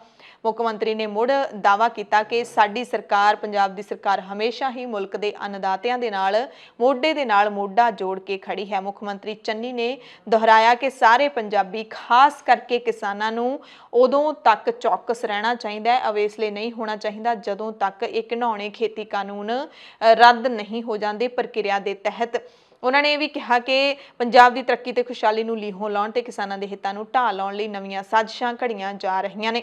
ਤੇ ਮੈਂ ਤੁਹਾਨੂੰ ਇੱਕ ਗੱਲ ਦੱਸਣਾ ਚਾਹੁੰਦਾ ਕਿ ਮੈਂ ਸੁਖਬੀਰ ਬਾਦਲ ਵਾਂਗੂ ਤਾਂ ਨਹੀਂ ਕਹਿੰਦਾ ਕਿ ਜੀ ਅਸੀਂ ਸਿੰਗਾਪੁਰ ਬਣਾ ਦੇਣਾ, ਅਸੀਂ ਫਲਾਣਾ ਬਣਾ ਦੇਣਾ, ਅਸੀਂ ਫਲਾਣਾ ਬਣਾ ਦੇਣਾ, ਲੇਕਿਨ ਪੰਜਾਬ ਦੇ ਵਿੱਚ ਆਮ ਲੋਕਾਂ ਦਾ ਰਾਜ ਹੋਏਗਾ ਤੇ ਸੁਨਹਿਰੀ ਰਾਜ ਹੋਏਗਾ। ਇੱਕ ਸੁਨਹਿਰਾ ਪੰਜਾਬ ਬਣਾ ਕੇ ਤੁਹਾਨੂੰ ਦਵਾਂਗੇ। ਮੁੱਖ ਮੰਤਰੀ ਚੰਨੀ ਨੇ ਪ੍ਰਧਾਨ ਮੰਤਰੀ ਦੇ ਐਲਾਨ ਦਾ ਸਵਾਗਤ ਕਰ ਰਹੇ ਲੀਡਰਾਂ ਤੇ ਵਰਦਿਆਂ ਕਿਹਾ ਕਿ ਅਖੌਤੀ ਕੌਮੀ ਲੀਡਰ ਪੰਜਾਬ ਵਿਰੁੱਧ ਘੜੇ ਜਾ ਰਹੇ ਮਨਸੂਬਿਆਂ ਦੇ ਵਿੱਚ ਪੂਰੀ ਤਰ੍ਹਾਂ ਸ਼ਾਮਲ ਸਨ ਅਤੇ ਇਹਨਾਂ ਲੀਡਰਾਂ ਨੂੰ ਅਜਿਹੀਆਂ ਖੁਸ਼ੀਆਂ ਜ਼ਾਹਿਰ ਪਿੱਛੇ ਤਰਕ ਦੇਣ ਦਾ ਸਵਾਲ ਕਰਦਿਆਂ ਚੰਨੀ ਨੇ ਪੁੱਛਿਆ ਕਿ ਇਹਦੇ 'ਚ ਖੁਸ਼ੀ ਵਾਲੀ ਕਿਹੜੀ ਗੱਲ ਹੈ। ਇਸ ਸੰਘਰਸ਼ ਦੇ ਵਿੱਚ ਪੰਜਾਬ ਦੇ 700 ਧੀਆਂ ਪੁੱਤ ਜਾਨਾਂ ਵੀ ਗਵਾ ਚੁੱਕੇ ਨੇ ਤੇ ਇਸ ਫੈਸਲੇ ਦੇ ਹੱਕ ਵਿੱਚ ਸੋਲੇ ਗਾਉਣ ਦਾ ਸਿੱਧਾ ਜਿਹਾ ਮਤਲਬ ਹੈ ਕਿ ਕੇਂਦਰ ਸਰਕਾਰ ਵੱਲੋਂ ਸੰਘਰਸ਼ੀਲ ਕਿਸਾਨਾਂ ਦੇ ਉੱਤੇ ਜਿਹੜਾ ਤਸ਼ੱਦਦ ਢਾਇਆ ਗਿਆ ਹੈ ਉਸ ਦਾ ਤੁਸੀਂ ਪੂਰੀ ਤਰ੍ਹਾਂ ਨਾਲ ਪੱਖ ਪੂਰ ਰਹੇ ਹੋ, ਜਿਹੜਾ ਕਿ ਗੈਰ ਵਾਜਿਬ ਸੀ। ਮੁੱਖ ਮੰਤਰੀ ਚੰਨੀ ਨੇ ਫਿਰ ਦੁਹਰਾਇਆ ਕਿ ਸੂਬਾ ਸਰਕਾਰ ਪੰਜਾਬ ਦੇ ਵਿੱਚ ਸ਼ਹੀਦ ਕਿਸਾਨਾਂ ਦੇ ਨਾਮ ਤੇ ਯਾਦਗਾਰ ਬਣਾਏਗੀ ਤਾਂ ਕਿ ਸਾਡੀਆਂ ਆਉਂਦੀਆਂ ਪੀੜ੍ਹੀਆਂ ਇਸ ਸੰਘਰਸ਼ ਤੋਂ ਸੇਧ ਲੈ ਸਕਣ। ਲੁਧਿਆਣਾ ਪਹੁੰਚੇ ਮੁੱਖ ਮੰਤਰੀ ਚਰਨਜੀਤ ਸਿੰਘ ਚੰਨੀ ਨੇ ਆਟੋ ਰਿਕਸ਼ਾ ਵਾਲਿਆਂ ਦੇ ਨਾਲ ਵੀ ਮੁਲਾਕਾਤ ਕੀਤੀ, ਉਹਨਾਂ ਦਾ ਹਾਲ ਚਾਲ ਜਾਣਿਆ, ਕੰਮਕਾਰ ਬਾਰੇ ਪੁੱਛਿਆ ਤੇ ਦਾਅਵਾ ਕੀਤਾ ਕਿ ਉਹਨਾਂ ਦੀਆਂ ਮੁਸ਼ਕਲਾਂ ਸੁਣ ਕੇ ਮੈਂ ਮੌਕੇ ਤੇ ਹੀ ਹੱਲ ਕਰ ਦਿੱਤਾ। ਹੁਣ ਗੱਲ ਕਰਾਂਗੇ ਕੈਪਟਨ ਅਮਰਿੰਦਰ ਸਿੰਘ ਦੀ, ਜਿਨ੍ਹਾਂ ਨੇ ਮੋਦੀ ਸਾਹਿਬ ਦੀਆਂ ਤਾਰੀਫਾਂ ਦੇ ਪੁਲ ਬੰਨ ਰੱਖੇ ਨੇ। ਮੋਦੀ ਦੀਆਂ ਤਾਰੀਫਾਂ ਕੀਤੀਆਂ ਨੇ, ਕਿਸਾਨਾਂ ਦੇ ਕੰਢੇ ਚੁਗੇ ਨੇ। ਸਾਬਕਾ ਮੁੱਖ ਮੰਤਰੀ ਕੈਪਟਨ ਅਮਰਿੰਦਰ ਸਿੰਘ ਦਾ ਆਰਟੀਕਲ ਛਪਿਆ ਹੈ ਇੱਕ ਦੋ ਅਖਬਾਰਾਂ ਦੇ ਵਿੱਚ। ਉਹਨਾਂ ਨੇ ਕਿਹਾ ਕਿ ਖੇਤੀ ਕਾਨੂੰਨਾਂ ਦੀ ਵਾਪਸੀ ਦੇ ਐਲਾਨ ਅਤੇ ਕਰਤਾਰਪੁਰ ਸਾਹਿਬ ਦਾ ਲਾਂਘਾ ਖੋਲਣ ਤੋਂ ਸਾਬਤ ਹੁੰਦਾ ਹੈ ਕਿ ਪ੍ਰਧਾਨ ਮੰਤਰੀ ਮੋਦੀ ਲੋਕਾਂ ਦੀ ਗੱਲ ਸੁਣਦੇ ਨੇ। ਆਪਣੀ ਇੱਕ ਲਿਖਤ ਦੇ ਵਿੱਚ ਮੋਦੀ ਦੇ ਗੁਣਗਾਨ ਕਰਦਿਆਂ ਕੈਪਟਨ ਨੇ ਕਿਹਾ ਕਿ ਮੋਦੀ ਆਪਣੇ ਫੈਸਲੇ ਦੇ ਪੱਕੇ ਨੇ। ਉਹਨਾਂ ਦੇ ਦੋਵੇਂ ਫੈਸਲੇ ਸਿਆਸਤ ਤੋਂ ਲਾਂਭੇ ਹਟ ਕੇ ਲਏ ਗਏ ਨੇ। ਨਰਿੰਦਰ ਮੋਦੀ ਦੀ ਇਸ ਖੁੱਲ੍ਹਦਿਲੀ ਨੂੰ ਕਮਜ਼ੋਰੀ ਦੇ ਵਿੱਚ ਨਹੀਂ ਲੈਣਾ ਚਾਹੀਦਾ। ਲੋਕਤੰਤਰ ਵਿੱਚ ਲੋਕਾਂ ਦੀਆਂ ਭਾਵਨਾਵਾਂ ਸੁਣਨ ਤੋਂ ਵੱਡਾ ਕੁਝ ਨਹੀਂ ਹੁੰਦਾ। ਉਹਨਾਂ ਕਿਹਾ ਕਿ ਮੈਂ ਦੇਸ਼ ਦਾ ਸੱਚਾ ਸਿਪਾਹੀ ਹੋਣ ਦੇ ਨਾਤੇ ਇਸ ਐਲਾਨ ਦਾ ਸਵਾਗਤ ਕਰਦਾ। ਕੈਪਟਨ ਨੇ ਕਿਹਾ ਕਿ ਕਈ ਲੋਕ ਦੇਸ਼ ਦੀ ਏਕਤਾ ਅਖੰਡਤਾ ਨੂੰ ਖੇਰੂ ਕਰਨ ਤੇ ਲੱਗੇ ਹੋਏ ਨੇ, ਪਰ ਮੁਲਕ ਨੂੰ ਦੇਸ਼ ਭਗਤ ਕਿਸਾਨਾਂ ਦੇ ਉੱਤੇ ਮਾਣ ਹੈ। ਇਹ ਸਮਾਂ ਸਿਆਸਤ ਕਰਨ ਦਾ ਨਹੀਂ ਹੈ। ਦੇਸ਼ ਦੀ ਵੱਡੀ ਗਿਣਤੀ ਦੇ ਲੋਕ ਖੇਤੀਬਾੜੀ ਤੇ ਨਿਰਭਰ ਕਰਦੇ ਨੇ। ਜੀਵਨ ਨਿਰਵਾਹ ਵੀ ਇੱਥੋਂ ਹੀ ਚੱਲਦਾ ਹੈ। ਸਿੱਖਾਂ ਨੂੰ ਸਿਆਸਤ ਦੀ ਆੜ ਵਿੱਚ ਨਹੀਂ ਵਰਤਿਆ ਜਾਣਾ ਚਾਹੀਦਾ। ਉਹਨਾਂ ਨੇ ਕਿਹਾ ਕਿ ਇਹ ਇੱਕ ਸੱਚੇ ਸਿੱਖ ਵਜੋਂ ਪ੍ਰਧਾਨ ਮੰਤਰੀ ਦੇ ਗੁਰਪੁਰਬ ਵਰਗੇ ਪਵਿੱਤਰ ਮੌਕੇ ਤੇ ਕੀਤੇ ਐਲਾਨ ਵਜੋਂ ਜਿਹੜਾ ਮੈਂ ਉਹਨਾਂ ਦਾ ਮੁਰੀਦ ਹੋ ਗਿਆ ਹਾਂ। 3 ਖੇਤੀ ਕਾਨੂੰਨਾਂ ਨੂੰ ਵਾਪਸ ਲੈਣ ਤੇ ਕਰਤਾਰਪੁਰ ਲਾਂਘਾ ਖੋਲਣ ਦੇ ਫੈਸਲੇ ਪਿੱਛੋਂ ਪੰਜਾਬ ਦੇ ਮੁੱਖ ਮੰਤਰੀ ਕੈਪਟਨ ਅਮਰਿੰਦਰ ਸਿੰਘ ਨੇ ਜੋ ਨਰਿੰਦਰ ਮੋਦੀ ਦੀਆਂ ਤਾਰੀਫਾਂ ਦੇ ਪੁਲ ਬੰਨੇ ਨੇ, ਉਸ ਤੋਂ ਬਾਅਦ ਸਿਆਸੀ ਅਟਕਲਾਂ ਹੋਰ ਵੀ ਤੇਜ਼ ਹੋ ਗਈਆਂ ਨੇ। ਕੈਪਟਨ ਸਾਹਿਬ ਨੇ ਇਸ ਲਿਖਤ ਦੇ ਵਿੱਚ ਜਿੱਥੇ ਪ੍ਰਧਾਨ ਮੰਤਰੀ ਮੋਦੀ ਦੀਆਂ ਤਾਰੀਫਾਂ ਦੇ ਪੂਰੇ ਪੁਲ ਬੰਨ ਦਿੱਤੇ ਨੇ, ਉੱਥੇ ਆਪਣੇ ਆਪ ਨੂੰ ਸੱਚਾ ਸਿੱਖ ਵੀ ਦੱਸਿਆ ਹੈ। ਐਸਜੀਪੀਸੀ ਪ੍ਰਧਾਨ ਬੀਬੀ ਜਗੀਰ ਕੌਰ ਨੇ ਕੰਗਣਾ ਰਣੌਤ ਦੀ ਗ੍ਰਿਫਤਾਰੀ ਦੀ ਮੰਗ ਕੀਤੀ ਹੈ। ਕੰਗਣਾ ਰਣੌਤ ਵੱਲੋਂ ਸਿੱਖਾਂ ਵਿਰੁੱਧ ਨਫ਼ਰਤ ਭਰੀਆਂ ਟਿੱਪਣੀਆਂ ਦੀ ਸਖਤ ਨਿਖੇਧੀ ਕਰਦਿਆਂ ਬੀਬੀ ਜਗੀਰ ਕੌਰ ਨੇ ਮੰਗ ਕੀਤੀ ਹੈ ਕਿ ਇਸ ਨੂੰ ਗ੍ਰਿਫਤਾਰ ਕੀਤਾ ਜਾਵੇ, ਕਿਉਂਕਿ ਜਾਣ ਬੁੱਝ ਕੇ ਸਿੱਖਾਂ ਪ੍ਰਤੀ ਜ਼ਹਿਰ ਭਰੀਆਂ ਪੋਸਟਾਂ ਪਾ ਰਹੀ ਹੈ, ਜਿਸ ਦੇ ਨਤੀਜੇ ਖਤਰਨਾਕ ਹੋ ਸਕਦੇ ਨੇ। ਕੰਗਣਾ ਵੱਲੋਂ ਕਿਸਾਨ ਵਿਰੋਧੀ ਕਾਨੂੰਨਾਂ ਨੂੰ ਵਾਪਸ ਲੈਣ ਦੀ ਨਿੰਦਿਆ ਕਰਕੇ ਸਿੱਖਾਂ ਨੂੰ ਅੱਤਵਾਦੀ ਕਹਿਣਾ ਤੇ 1984 ਵਿੱਚ ਪ੍ਰਧਾਨ ਮੰਤਰੀ ਇੰਦਰਾ ਗਾਂਧੀ ਵੱਲੋਂ ਸਿੱਖਾਂ ਖਿਲਾਫ ਕੀਤੀ ਮੰਦਭਾਗੀ ਕਾਰਵਾਈ ਦੀ ਜਿਹੜੀ ਤਰਫਦਾਰੀ ਕੰਗਣਾ ਨੇ ਕੀਤੀ ਹੈ, ਉਹ ਉਸ ਦੀ ਬਿਮਾਰ ਮਾਨਸਿਕਤਾ ਦਾ ਪ੍ਰਗਟਾਵਾ ਹੈ। ਇਹ ਕਿਹਾ ਬੀਬੀ ਜਗੀਰ ਕੌਰ ਨੇ। ਜਗੀਰ ਕੌਰ ਨੇ ਕਿਹਾ ਕਿ ਜੇ ਕੰਗਣਾ ਨੇ ਸਿੱਖਾਂ ਦਾ ਇਤਿਹਾਸ ਪੜ੍ਹਿਆ ਹੁੰਦਾ ਤਾਂ ਉਸਨੂੰ ਇਸ ਗੱਲ ਦੀ ਸਮਝ ਹੁੰਦੀ ਕਿ ਇਹਨਾਂ ਸਿੱਖਾਂ ਦੀ ਬਦੌਲਤ ਹੀ ਦੇਸ਼ ਆਜ਼ਾਦੀ ਦੀ ਨਿੱਘ ਮਾਣ ਰਿਹਾ ਹੈ। ਦੇਸ਼ ਦੀ ਆਜ਼ਾਦੀ ਲਈ 80% ਤੋਂ ਵੱਧ ਕੁਰਬਾਨੀਆਂ ਸਿੱਖਾਂ ਨੇ ਦਿੱਤੀਆਂ ਨੇ। ਕੰਗਣਾ ਨੂੰ ਆਪਣੀ ਬੌਧਿਕ ਕੰਗਾਲੀ ਦੀ ਪੇਸ਼ਕਾਰੀ ਕਰਕੇ ਦੇਸ਼ ਦੇ ਹਾਲਾਤਾਂ ਨੂੰ ਖਰਾਬ ਨਹੀਂ ਕਰਨਾ ਚਾਹੀਦਾ। ਤੇ ਉਧਰ ਦਿੱਲੀ ਸਿੱਖ ਗੁਰਦੁਆਰਾ ਪ੍ਰਬੰਧਕ ਕਮੇਟੀ ਨੇ ਵੀ ਕੰਗਣਾ ਖਿਲਾਫ ਸ਼ਿਕਾਇਤ ਦਰਜ ਕਰਵਾ ਦਿੱਤੀ ਹੈ। ਸ਼ਿਕਾਇਤ ਦੇ ਵਿੱਚ ਦੋਸ਼ ਲਾਇਆ ਗਿਆ ਕਿ ਕੰਗਣਾ ਨੇ ਆਪਣੀਆਂ ਸੋਸ਼ਲ ਮੀਡੀਆ ਪੋਸਟਾਂ ਦੇ ਵਿੱਚ ਸਿੱਖ ਭਾਈਚਾਰੇ ਵਿਰੁੱਧ ਅਪਮਾਨਜਨਕ ਭਾਸ਼ਾ ਦੀ ਵਰਤੋਂ ਕੀਤੀ ਹੈ। ਦਿੱਲੀ ਦੇ ਖਾਰ ਪੁਲਿਸ ਸਟੇਸ਼ਨ ਦੇ ਇੱਕ ਅਧਿਕਾਰੀ ਨੇ ਦੱਸਿਆ ਕਿ ਡੀਐਸਜੀਐਮਸੀ ਤੋਂ ਇੱਕ ਸ਼ਿਕਾਇਤ ਮਿਲੀ ਹੈ, ਇਸ ਦੀ ਜਾਂਚ ਅਸੀਂ ਕਰ ਰਹੇ ਹਾਂ। ਮਨਜਿੰਦਰ ਸਿੰਘ ਸਿਰਸਾ ਦੀ ਅਗਵਾਈ ਦੇ ਵਿੱਚ ਵਫਦ ਹੈ ਜਿਹੜਾ ਉਹ ਸ਼ਿਕਾਇਤ ਦੇਣ ਪਹੁੰਚਿਆ। ਕੋਈ ਵੀ ਜੇ ਕਿਸੇ ਦੀ ਅਣਖ ਤੇ ਗੈਰਤ ਨੂੰ ਵੰਗਾਰੇਗਾ ਤੇ ਸਿੱਖ ਕਦੀ ਬਰਦਾਸ਼ਤ ਨਹੀਂ ਕਰਨਗੇ। ਸ਼੍ਰੋਮਣੀ ਗੁਰਦੁਆਰਾ ਪ੍ਰਬੰਧਕ ਕਮੇਟੀ ਹਮੇਸ਼ਾ ਇਹੋ ਜਿਹੀਆਂ ਕਰਤੂਤਾਂ ਕਰਨ ਵਾਲਿਆਂ ਦਾ ਬਹੁਤ ਵੱਡਾ ਜਿਹੜਾ ਉਹ ਨੋਟਿਸ ਲੈਂਦੀ ਹੈ। ਅੱਜ ਵੀ ਦਿੱਲੀ ਸਿੱਖ ਗੁਰਦੁਆਰਾ ਪ੍ਰਬੰਧਕ ਕਮੇਟੀ ਨੇ ਜਿਹੜਾ ਨੋਟਿਸ ਲਿਆ ਕਿ ਉਹਨਾਂ ਨੂੰ ਪਰਚਾ ਦਰਜ ਕਰਾਉਣਗੇ। ਮੈਂ ਸਮਝਦੀ ਕਿ ਇਹਨੂੰ ਤਾਂ ਤੁਰੰਤ ਗ੍ਰਿਫਤਾਰ ਕਰਨਾ ਚਾਹੀਦਾ। ਕਿਤੇ ਇਹ ਨਾ ਹੋਵੇ ਕਿ ਦੇਸ਼ ਵਿਰੋਧੀ ਗੱਲਾਂ ਕਰਕੇ, ਸਿੱਖਾਂ ਵਿਰੋਧੀ ਗੱਲਾਂ ਕਰਕੇ ਜਾਂ ਇੱਕ ਭਾਈਚਾਰੇ ਦੇ ਖਿਲਾਫ ਗੱਲਾਂ ਕਰਕੇ ਅੱਜ ਜੇ ਉਹ ਆਜ਼ਾਦ ਘੁੰਮੇਗੀ ਤੇ ਇਹਨਾਂ ਹਾਲਾਤ ਖਰਾਬ ਹੋ ਸਕਦੇ ਆ। ਮੈਂ ਸਰਕਾਰ ਨੂੰ ਬੇਨਤੀ ਕਰਾਂਗੀ ਕਿ ਤੁਰੰਤ ਉਹਨੂੰ ਗ੍ਰਿਫਤਾਰ ਕੀਤਾ ਜਾਵੇ ਤਾਂ ਜੋ ਕਿਸੇ ਦੀਆਂ ਭਾਵਨਾਵਾਂ ਨਾ ਭਟਕ ਜਾਣ, ਕੋਈ ਨੁਕਸਾਨ ਨਾ ਹੋ ਜੇ। ਤੇ ਜੋ ਦਿੱਲੀ ਸਿੱਖ ਗੁਰਦੁਆਰਾ ਪ੍ਰਬੰਧਕ ਕਮੇਟੀ ਨੇ ਅੱਜ ਕਦਮ ਚੁੱਕਣ ਵਾਸਤੇ ਪਹੁੰਚੀ ਹੈ ਬੰਬੇ, ਅਸੀਂ ਬਿਲਕੁਲ ਉਹਨਾਂ ਦਾ ਸਹਿਯੋਗ ਦੇ ਕੇ ਉਹਨਾਂ ਨਾਲ ਚੱਲਾਂਗੇ। ਤੇ ਇਹੋ ਜਿਹੀ ਆਵਾਜ਼ ਉਠਾਉਣ ਵਾਲੀਆਂ ਬੀਬੀਆਂ ਨੂੰ ਮੈਂ ਤਾੜਨਾ ਕਰਦੀ ਹਾਂ ਕਿ ਸੋਚ ਸਮਝ ਕੇ ਬੋਲੋ। ਇਹ ਅਣਖੀ ਯੋਧਿਆਂ ਦੇ ਖਿਲਾਫ ਜੇ ਇੱਕ ਵੀ ਸ਼ਬਦ ਕਿਸੇ ਨੇ ਬੋਲਿਆ ਤੇ ਕਿਸੇ ਕੋਲ ਬਰਦਾਸ਼ਤ ਨਹੀਂ ਹੋਣਾ। ਮਨਜਿੰਦਰ ਸਿੰਘ ਸਿਰਸਾ ਨੇ ਵੀ ਕੰਗਣਾ ਰਣੌਤ ਨੂੰ ਚੇਤਾਵਨੀ ਦਿੱਤੀ ਹੈ, ਉਸ ਨੂੰ ਆਪਣੀ ਜ਼ੁਬਾਨ ਬੰਦ ਕਰਨ ਦੇ ਲਈ ਕਿਹਾ ਗਿਆ ਹੈ। ਤੇ ਸਿਰਸਾ ਨੇ ਇਹ ਵੀ ਕਿਹਾ ਹੈ ਕਿ ਔਰਤ ਹੋਣ ਕਰਕੇ ਅਸੀਂ ਚੁੱਪ ਹਾਂ, ਇਸ ਕਰਕੇ FIR ਹੈ ਜਿਹੜੀ ਉਹ ਦਰਜ ਕਰਵਾਈ ਗਈ ਹੈ। ਇੱਥੋਂ ਦੇ ਐਡੀਸ਼ਨਲ CP ਨੂੰ ਮਿਲ ਕੇ ਔਰ ਉਸ ਤੋਂ ਬਾਅਦ 1 ਵਜੇ ਇੱਥੋਂ ਦੇ ਮਹਾਰਾਸ਼ਟਰ ਦੇ ਗ੍ਰਹਿ ਮੰਤਰੀ ਨੂੰ ਮਿਲਾਂਗੇ ਔਰ ਯਕੀਨੀ ਬਣਾਵਾਂਗੇ ਕਿ ਕੰਗਣਾ ਰਣੌਤ ਜਿਹੜੀ ਆ ਉਹਦੇ ਖਿਲਾਫ ਅਰੈਸਟ ਵਾਰੰਟ ਕਢਾਏ ਜਾਣ, ਉਸ ਨੂੰ ਅਰੈਸਟ ਕੀਤਾ ਜਾਵੇ ਔਰ ਉਸ ਦਾ ਜੇ ਉਹ ਮਾਨਸਿਕ ਤੌਰ ਤੇ ਬਿਮਾਰ ਆ ਤੇ ਉਸ ਨੂੰ ਮੈਂਟਲ ਹਸਪੀਟਲ ਭੇਜਿਆ ਜਾਵੇ, ਜੇ ਜਾਣਬੁੱਝ ਕੇ ਨਫ਼ਰਤ ਫੈਲਾ ਰਹੀ ਆ ਤੇ ਜੇਲ੍ਹ 'ਚ ਰੱਖਿਆ ਜਾਵੇ। ਲੇਕਿਨ ਇਸ ਗੱਲ ਨੂੰ, ਇਸ ਕੇਸ ਨੂੰ ਕੰਕਲੂਜਨ ਤੱਕ ਲੈ ਕੇ ਜਾਣ ਵਾਸਤੇ ਅੱਜ ਅਸੀਂ ਸਾਰੇ ਇੱਥੇ ਮੁੰਬਈ ਖਾਰ ਪੁਲਿਸ ਸਟੇਸ਼ਨ ਪਹੁੰਚੇ ਹਾਂ। ਮੈਂ ਸਾਰੀ ਸੰਗਤ ਨੂੰ ਔਰ ਦੇਸ਼ ਦੇ ਲੋਕਾਂ ਨੂੰ ਜਾਣਕਾਰੀ ਦੇਣਾ ਚਾਹੁੰਦਾ ਹਾਂ, ਇਸ ਔਰਤ ਨੇ ਬਾਰ-ਬਾਰ ਕਹਿਣ ਦੇ ਬਾਵਜੂਦ ਵੀ ਆਪਣੇ ਆਪ ਨੂੰ ਨਹੀਂ ਬਦਲਿਆ ਔਰ ਜਿਸ ਤਰ੍ਹਾਂ ਇਹਨੇ ਸਿੱਖਾਂ ਦੇ ਉੱਤੇ ਬਹੁਤ ਵੱਡਾ ਹਮਲਾ ਕੀਤਾ ਹੈ, ਇਹ ਦੇਸ਼ ਔਰ ਦੁਨੀਆ ਭਰ ਦੇ ਸਿੱਖਾਂ ਦੇ ਮਨ ਦੇ ਅੰਦਰ ਬਹੁਤ ਰੋਸ ਔਰ ਗੁੱਸਾ ਹੈ। ਮੈਨੂੰ ਉਮੀਦ ਆ ਕਿ ਇਹ ਪੁਲਿਸ ਸਟੇਸ਼ਨ ਦੇ ਇੰਸਪੈਕਟਰ ਜਿਵੇਂ ਉਹਨਾਂ ਨੇ ਮੈਨੂੰ ਕਿਹਾ ਹੈ, ਤੁਰੰਤ ਮੁਕੱਦਮਾ ਦਰਜ ਕਰਕੇ ਤੇ ਕੰਗਨਾ ਰਣਾਵਤ ਦੇ ਖਿਲਾਫ ਅਰੈਸਟ ਵਾਰੰਟ ਲੈ ਕੇ ਉਸ ਨੂੰ ਅਰੈਸਟ ਕਰਨਗੇ। ਕੰਗਨਾ ਰਣੌਤ ਦੀ ਇਸ ਟਿੱਪਣੀ ਤੇ ਸੋਸ਼ਲ ਮੀਡੀਆ ਤੇ ਵੀ ਵੱਖ-ਵੱਖ ਜਿਹੜੀਆਂ ਪ੍ਰਤੀਕਿਰਿਆਵਾਂ ਉਹ ਆ ਰਹੀਆਂ ਨੇ। ਕੰਗਨਾ ਨੂੰ ਖਾਸ ਤੌਰ ਤੇ ਹੀ ਕਿਹਾ ਜਾ ਰਿਹਾ ਹੈ ਕਿ ਕੰਗਨਾ ਨੂੰ ਇਤਿਹਾਸ ਜ਼ਰੂਰ ਪੜ੍ਹ ਲੈਣਾ ਚਾਹੀਦਾ ਹੈ। ਜੇ 1984 ਦੀ ਵੀ ਗੱਲ ਕਰ ਰਹੀ ਹੈ ਕਿ ਇੰਦਰਾ ਗਾਂਧੀ ਨੇ ਇਹਨਾਂ ਨੂੰ ਪੈਰਾਂ ਥੱਲੇ ਮਸਲ ਦਿੱਤਾ ਸੀ ਤੇ ਹੁਣ ਵੀ ਐਮਰਜੈਂਸੀ ਤੁਹਾਡੇ ਲਈ ਲੈ ਕੇ ਆ ਰਹੇ ਹਾਂ, ਤਾਂ ਕੰਗਨਾ ਨੂੰ ਉਸ ਤੋਂ ਬਾਅਦ ਦਾ ਇਤਿਹਾਸ ਵੀ ਪੜ੍ਹ ਲੈਣਾ ਚਾਹੀਦਾ ਹੈ, ਜਦੋਂ 1984 ਦੇ ਵਿੱਚ ਇੰਦਰਾ ਗਾਂਧੀ ਦਾ ਜਿਹੜਾ ਕਤਲ ਹੈ ਉਹ ਕੀਤਾ ਗਿਆ ਸੀ। ਉਸ ਤੋਂ ਬਾਅਦ ਇੱਕ ਕਿਸੇ ਨੇ ਜਿਹੜਾ ਹੈ ਇਹ ਵੀ ਲਿਖਿਆ ਹੋਇਆ ਹੈ ਸੋਸ਼ਲ ਮੀਡੀਆ ਦੇ ਉੱਤੇ, ਤੇ ਕਿਸਾਨ ਵੀ ਉੱਥੇ ਕਹਿੰਦੇ ਦੇਖੇ ਗਏ ਕਿ ਅਸੀਂ ਸਿੰਘੂ ਬਾਰਡਰ ਤੇ ਮੌਜੂਦ ਸੀ ਤਾਂ ਕਿਸਾਨ ਆਪਸ ਦੇ ਵਿੱਚ ਜਦੋਂ ਗੱਲਾਂ ਕਰ ਰਹੇ ਸੀ, ਮੀਡੀਆ ਦੇ ਵਿੱਚ ਕੈਮਰੇ ਦੇ ਵਿੱਚ ਇਹ ਗੱਲਾਂ ਨਹੀਂ ਰਿਕਾਰਡ ਹੋ ਸਕੀਆਂ, ਪਰ ਉਹਨਾਂ ਦਾ ਕਹਿਣਾ ਕਿ ਕੰਗਨਾ ਰਣੌਤ ਜ਼ਰੂਰ ਇਤਿਹਾਸ ਪੜ੍ਹ ਲਵੇ ਕਿ ਇਹ ਜਿਹੜਾ ਮੁਲਕ ਹੈ ਉਹ ਆਜ਼ਾਦ ਸਿੱਖਾਂ ਕਰਕੇ ਹੀ ਹੋਇਆ। ਸਿੱਖਾਂ ਨੇ ਕੁਰਬਾਨੀਆਂ ਦਿੱਤੀਆਂ ਨੇ, ਜੇ ਸਿੱਖ ਨਾ ਹੁੰਦੇ ਤਾਂ ਇਸ ਮੁਲਕ ਨੂੰ ਸ਼ਾਇਦ ਹਮੇਸ਼ਾ ਗੁਲਾਮੀ ਦੇ ਵਿੱਚ ਹੀ ਰਹਿਣਾ ਪੈਂਦਾ। ਇਹ ਜ਼ਰੂਰ ਦੇਖ ਲੈਣਾ ਚਾਹੀਦਾ ਕਿ ਹਿੰਦੂ ਭਾਈਚਾਰੇ ਦਾ ਕਿੰਨਾ ਕੁ ਯੋਗਦਾਨ ਹੈ ਆਜ਼ਾਦੀ ਦੇ ਵਿੱਚ, ਤੇ ਜ਼ਰੂਰ ਇਹ ਪੜ੍ਹ ਲੈਣਾ ਚਾਹੀਦਾ ਹੈ ਕਿ ਜਦੋਂ ਹਾਕਮ ਚੜ੍ਹ ਕੇ ਆਉਂਦਾ ਸੀ, ਜਦੋਂ ਧਾੜਵੀ ਚੜ੍ਹ ਕੇ ਆਉਂਦੇ ਸੀ, ਹਮਲਾਵਰ ਚੜ੍ਹ ਕੇ ਆਉਂਦੇ ਸੀ, ਤਾਂ ਸਿੱਖ ਕੌਮ ਕਿਵੇਂ ਟਾਕਰਾ ਕਰਦੀ ਸੀ ਤੇ ਬਾਕੀ ਕਿਵੇਂ ਜਿਹੜਾ ਹੈਗਾ ਲੁਕ ਛਿਪ ਜਾਂਦੇ ਸੀ ਆਪਣੇ ਘਰਾਂ ਦੇ ਵਿੱਚ। ਆਪਣੀਆਂ ਬੀਬੀਆਂ ਨੇ ਜਿਹੜੀਆਂ ਘਰਾਂ ਦੀਆਂ ਜਨਾਨੀਆਂ, ਉਹਨਾਂ ਨੂੰ ਵੀ ਸੰਭਾਲ ਨਹੀਂ ਪਾਉਂਦੇ ਸੀ। ਸੋ ਇਸ ਤਰ੍ਹਾਂ ਦੀਆਂ ਜਿਹੜੀਆਂ ਸਲਾਹਾਂ ਨੇ ਉਹ ਕੰਗਨਾ ਰਣੌਤ ਨੂੰ ਦਿੱਤੀਆਂ ਜਾ ਰਹੀਆਂ ਨੇ। ਤੇ ਪੰਜਾਬ ਦੀ ਭਖੀ ਹੋਈ ਸਿਆਸਤ ਦੇ ਵਿੱਚ ਬੀਜੇਪੀ ਦੀ ਵੀ ਗੱਲ ਕਰ ਲੈਂਦੇ ਹਾਂ, ਕਿਉਂਕਿ ਖੇਤੀ ਕਾਨੂੰਨ ਰੱਦ ਕਰਨ ਤੋਂ ਬਾਅਦ ਬੀਜੇਪੀ ਪੰਜਾਬ ਦੇ ਵਿੱਚ ਆਪਣੀ ਜ਼ਮੀਨ ਲੱਭਦੀ ਹੋਈ ਨਜ਼ਰ ਆ ਰਹੀ ਹੈ।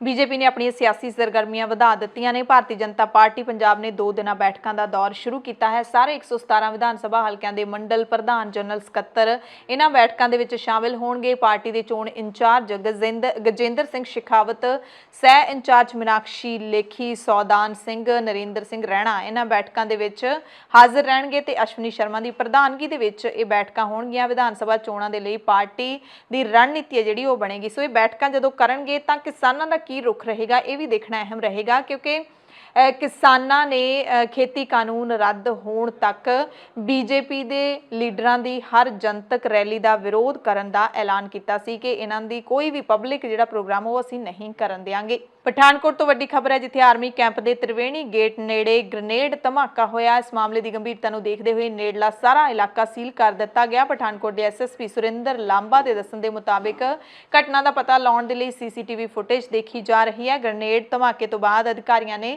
ਅਲਰਟ ਜਾਰੀ ਕਰ ਦਿੱਤਾ। ਕੋਈ ਜਾਨੀ ਨੁਕਸਾਨ ਨਹੀਂ ਹੋਇਆ। ਗੇਟ ਤੇ ਡਿਊਟੀ ਕਰ ਰਹੇ ਸਿਪਾਹੀ ਉਸ ਥਾਂ ਤੋਂ ਕਾਫੀ ਦੂਰ ਸਨ ਜਿੱਥੇ ਗ੍ਰੇਨੇਡ ਫਟਿਆ। ਮੋਟਰਸਾਈਕਲ ਤੇ ਸਵਾਰ ਅਣਪਛਾਤੇ ਵਿਅਕਤੀਆਂ ਨੇ ਛਾਉਣੀ ਦੇ ਗੇਟ ਦੇ ਸਾਹਮਣੇ ਹੱਥ ਗੋਲਾ ਸੁੱਟਿਆ। ਪੰਜਾਬ ਦੇ ਟਰਾਂਸਪੋਰਟ ਵਿਭਾਗ ਦੀ ਗੱਲ ਕਰ ਲੈਂਦੇ ਹਾਂ, ਜਿਹੜਾ ਕਿ ਬਹੁਤ ਹੀ ਐਕਟਿਵਲੀ ਕੰਮ ਕਰ ਰਿਹਾ ਹੈਗਾ। ਟਰਾਂਸਪੋਰਟ ਵਿਭਾਗ ਨੇ ਐਤਵਾਰ ਨੂੰ ਨਿਊ ਦੀਪ ਦੀਆਂ 22 ਬੱਸਾਂ ਤੇ ਸ਼ਿਕੰਜਾ ਕੱਸਿਆ। ਗਿੱਦੜਬਾਹਾ ਤੋਂ ਮੁਕਤਸਰ ਸਾਹਿਬ ਜਾਣ ਵਾਲੀ ਇੱਕ ਵੀ ਬੱਸ ਨੂੰ ਨਹੀਂ ਬਖਸ਼ਿਆ ਗਿਆ। ਸਾਰੀਆਂ ਦੀ ਚੈਕਿੰਗ ਹੋਈ। ਖਾਲੀ ਹੋਏ ਰੂਟਾਂ ਤੇ ਅਧਿਕਾਰੀਆਂ ਵੱਲੋਂ ਪੀਆਰਟੀਸੀ ਦੀਆਂ ਬੱਸਾਂ ਨੇ ਜਿਹੜੀਆਂ ਉਹ ਚਲਾ ਦਿੱਤੀਆਂ ਨੇ ਟਰਾਂਸਪੋਰਟ ਮੰਤਰੀ ਦੀਆਂ ਹਦਾਇਤਾਂ ਤੇ ਮੰਤਰੀ ਰਾਜਾ ਵੜਿੰਗ ਦੇ ਉਹੀ ਜਿਹੜੇ ਸਖਤ ਐਲਾਨ ਨੇ ਕਿ ਕਿਸੇ ਨੂੰ ਵੀ ਨਾ ਬਖਸ਼ਿਆ ਜਾਵੇ। ਹੁਣ ਤੱਕ ਬਾਦਲ ਪਰਿਵਾਰ ਤੇ ਉਹਨਾਂ ਦੇ ਸਹਿਯੋਗੀਆਂ ਦੀਆਂ ਸੈਂਕੜੇ ਬੱਸਾਂ ਦੇ ਟਾਇਰ ਪੰਚਰ ਕਰ ਚੁੱਕੇ ਨੇ। ਅਮਰਿੰਦਰ ਸਿੰਘ, ਰਾਜਾ ਵੜਿੰਗ ਤੇ ਬਾਦਲ ਪਰਿਵਾਰ, ਸੁਖਬੀਰ ਬਾਦਲ ਖਾਸ ਤੌਰ ਤੇ ਇਹੀ ਕਹਿੰਦੇ ਆ ਰਹੇ ਨੇ ਕਿ ਜੇ ਇਹਨਾਂ ਨੇ ਨਿਰਪੱਖ ਕਾਰਵਾਈ ਕਰਨੀ ਹੈ ਤਾਂ ਕਾਂਗਰਸ ਦੇ ਜਿਹੜੇ ਲੀਡਰ ਨੇ ਉਹਨਾਂ ਦੀਆਂ ਬੱਸਾਂ ਵੀ ਗੈਰ ਕਾਨੂੰਨੀ ਚੱਲਦੀਆਂ ਨੇ, ਉਹਨਾਂ ਤੇ ਵੀ ਕਾਰਵਾਈ ਕਰਨ। ਸਾਡੀਆਂ ਬੱਸਾਂ ਤਾਂ ਸਾਰੀਆਂ ਟੈਕਸ ਅਦਾ ਕਰਦੀਆਂ ਨੇ। ਚੰਡੀਗੜ੍ਹ ਨਗਰ ਨਿਗਮ ਦੀਆਂ ਚੋਣਾਂ 24 ਦਸੰਬਰ ਨੂੰ ਹੋਣਗੀਆਂ। ਵੋਟਾਂ ਦੀ ਗਿਣਤੀ 27 ਦਸੰਬਰ ਨੂੰ ਹੋਵੇਗੀ। ਚੋਣ ਕਮਿਸ਼ਨਰ ਐਸ.ਕੇ. ਸ਼੍ਰੀਵਾਸਤਵ ਨੇ ਸੋਮਵਾਰ ਤੋਂ ਚੋਣ ਜ਼ਾਬਤਾ ਲਾਗੂ ਕਰਨ ਦਾ ਐਲਾਨ ਕਰ ਦਿੱਤਾ ਹੈ। 27 ਨਵੰਬਰ ਤੋਂ ਉਮੀਦਵਾਰ ਕਾਗਜ਼ ਦਾਖਲ ਕਰ ਸਕਣਗੇ। ਨਾਮਜ਼ਦਗੀਆਂ ਦਾਖਲ ਕਰਵਾਉਣ ਦੀ ਆਖਰੀ ਤਰੀਕ 4 ਦਸੰਬਰ ਨੂੰ ਹੋਵੇਗੀ। 6 ਨੂੰ ਕਾਗਜ਼ਾਂ ਦੀ ਪੜਤਾਲ ਹੋਵੇਗੀ ਤੇ 9 ਦਸੰਬਰ ਨੂੰ ਉਮੀਦਵਾਰ ਕਾਗਜ਼ ਵਾਪਸ ਲੈ ਸਕਣਗੇ। ਹੁਣ ਚੰਡੀਗੜ੍ਹ ਦੇ ਵਿੱਚ ਜਿਹੜਾ ਹੈਗਾ ਇਹਨਾਂ ਚੋਣਾਂ ਨੂੰ ਲੈ ਕੇ ਮਾਹੌਲ ਜ਼ਾਹਿਰ ਤੌਰ ਤੇ ਭਖ ਜਾਊਗਾ। 24 ਦਸੰਬਰ ਨੂੰ ਸਵੇਰੇ 7:30 ਵਜੇ ਤੋਂ ਲੈ ਕੇ ਸ਼ਾਮ 5 ਵਜੇ ਤੱਕ ਇਹ ਵੋਟਾਂ ਨੇ ਜਿਹੜੀਆਂ ਉਹ ਪਾਈਆਂ ਜਾਣਗੀਆਂ।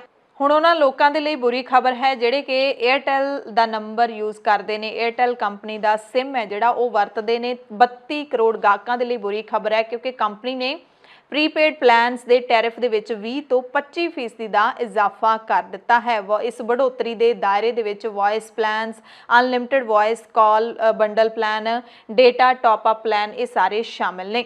ਨਵੀਆਂ ਦਰਾਂ 26 ਨਵੰਬਰ ਤੋਂ ਲਾਗੂ ਹੋ ਜਾਣਗੀਆਂ। ਸ਼ੁਰੂਆਤੀ ਦਰਾਂ ਦੇ ਵਿੱਚ 25% ਦਾ ਇਜ਼ਾਫਾ ਕੀਤਾ ਗਿਆ ਹੈ। ਅਨਲਿਮਿਟਿਡ ਵੌਇਸ ਕਾਲਸ ਪਲਾਨ ਦੇ ਵਿੱਚ 20% ਤੱਕ ਦਾ ਵਾਧਾ ਜਿਹੜਾ ਉਹ ਕੀਤਾ ਗਿਆ ਹੈ।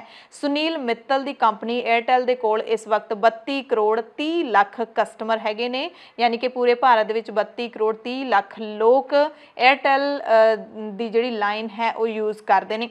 ਕੰਪਨੀ ਨੇ ਡੇਟਾ ਟਾਪ ਅਪ ਪਲਾਨਸ ਦੇ ਵਿੱਚ ਵੀ 20 ਤੋਂ 21% ਤੱਕ ਦੇ ਵਾਧੇ ਦਾ ਐਲਾਨ ਕਰ ਦਿੱਤਾ ਹੈ। ਹਾਲਾਂਕਿ 에ਅਰਟੈਲ ਨੇ ਆਪਣੇ ਪਲਾਨ ਦੇ ਵਿੱਚ ਇਹ ਵੀ ਐਲਾਨ ਕੀਤਾ ਹੈ ਕਿ ਭਾਰਤ ਵਿੱਚ 5G ਲਾਂਚ ਕਰਨ ਦੇ ਵਿੱਚ 에ਅਰਟੈਲ ਨੂੰ ਸਹੂਲਤ ਵੀ ਮਿਲੇਗੀ। ਇਸ ਦਿਸ਼ਾ ਦੇ ਵਿੱਚ ਅੱਗੇ ਵਧਣ ਦੇ ਲਈ ਕੰਪਨੀ ਨੇ ਨਵੰਬਰ ਮਹੀਨੇ ਦੇ ਵਿੱਚ ਟੈਰਿਫ ਯਾਨੀ ਕਿ ਜਿਹੜਾ ਟੈਕਸ ਹੈ ਉਹ ਵਧਾਉਣ ਦਾ ਐਲਾਨ ਕੀਤਾ ਹੈ। ਹਾਲਾਂਕਿ 에ਅਰਟੈਲ ਦੇ ਇਸ ਐਲਾਨ ਦੇ ਨਾਲ ਦੂਸਰੀਆਂ ਕੰਪਨੀਆਂ ਨੇ ਜਿਹੜੀਆਂ ਉਹ ਗਾਹਕਾਂ ਨੂੰ ਆਪਣੇ ਵੱਲ ਖਿੱਚਣ ਦੀ ਕੋਸ਼ਿਸ਼ ਵੀ ਕਰਨਗੀਆਂ। 에ਅਰਟੈਲ ਦੇ ਕਾਫੀ ਗਾਹਕ ਨੇ ਜਿਹੜੇ ਉਹ ਘਟ ਵੀ ਸਕਦੇ ਨੇ। ਪੰਜਾਬ ਦੀਆਂ ਖਾਸ ਖਬਰਾਂ ਦੀ ਖਾਸ ਬੁਲੇਟਿਨ ਦੇ ਵਿੱਚ ਤੁਹਾਡੇ ਸਭ ਤੋਂ ਇਜਾਜ਼ਤ ਚਾਹੁੰਦੇ ਹਾਂ। ਧੰਨਵਾਦ।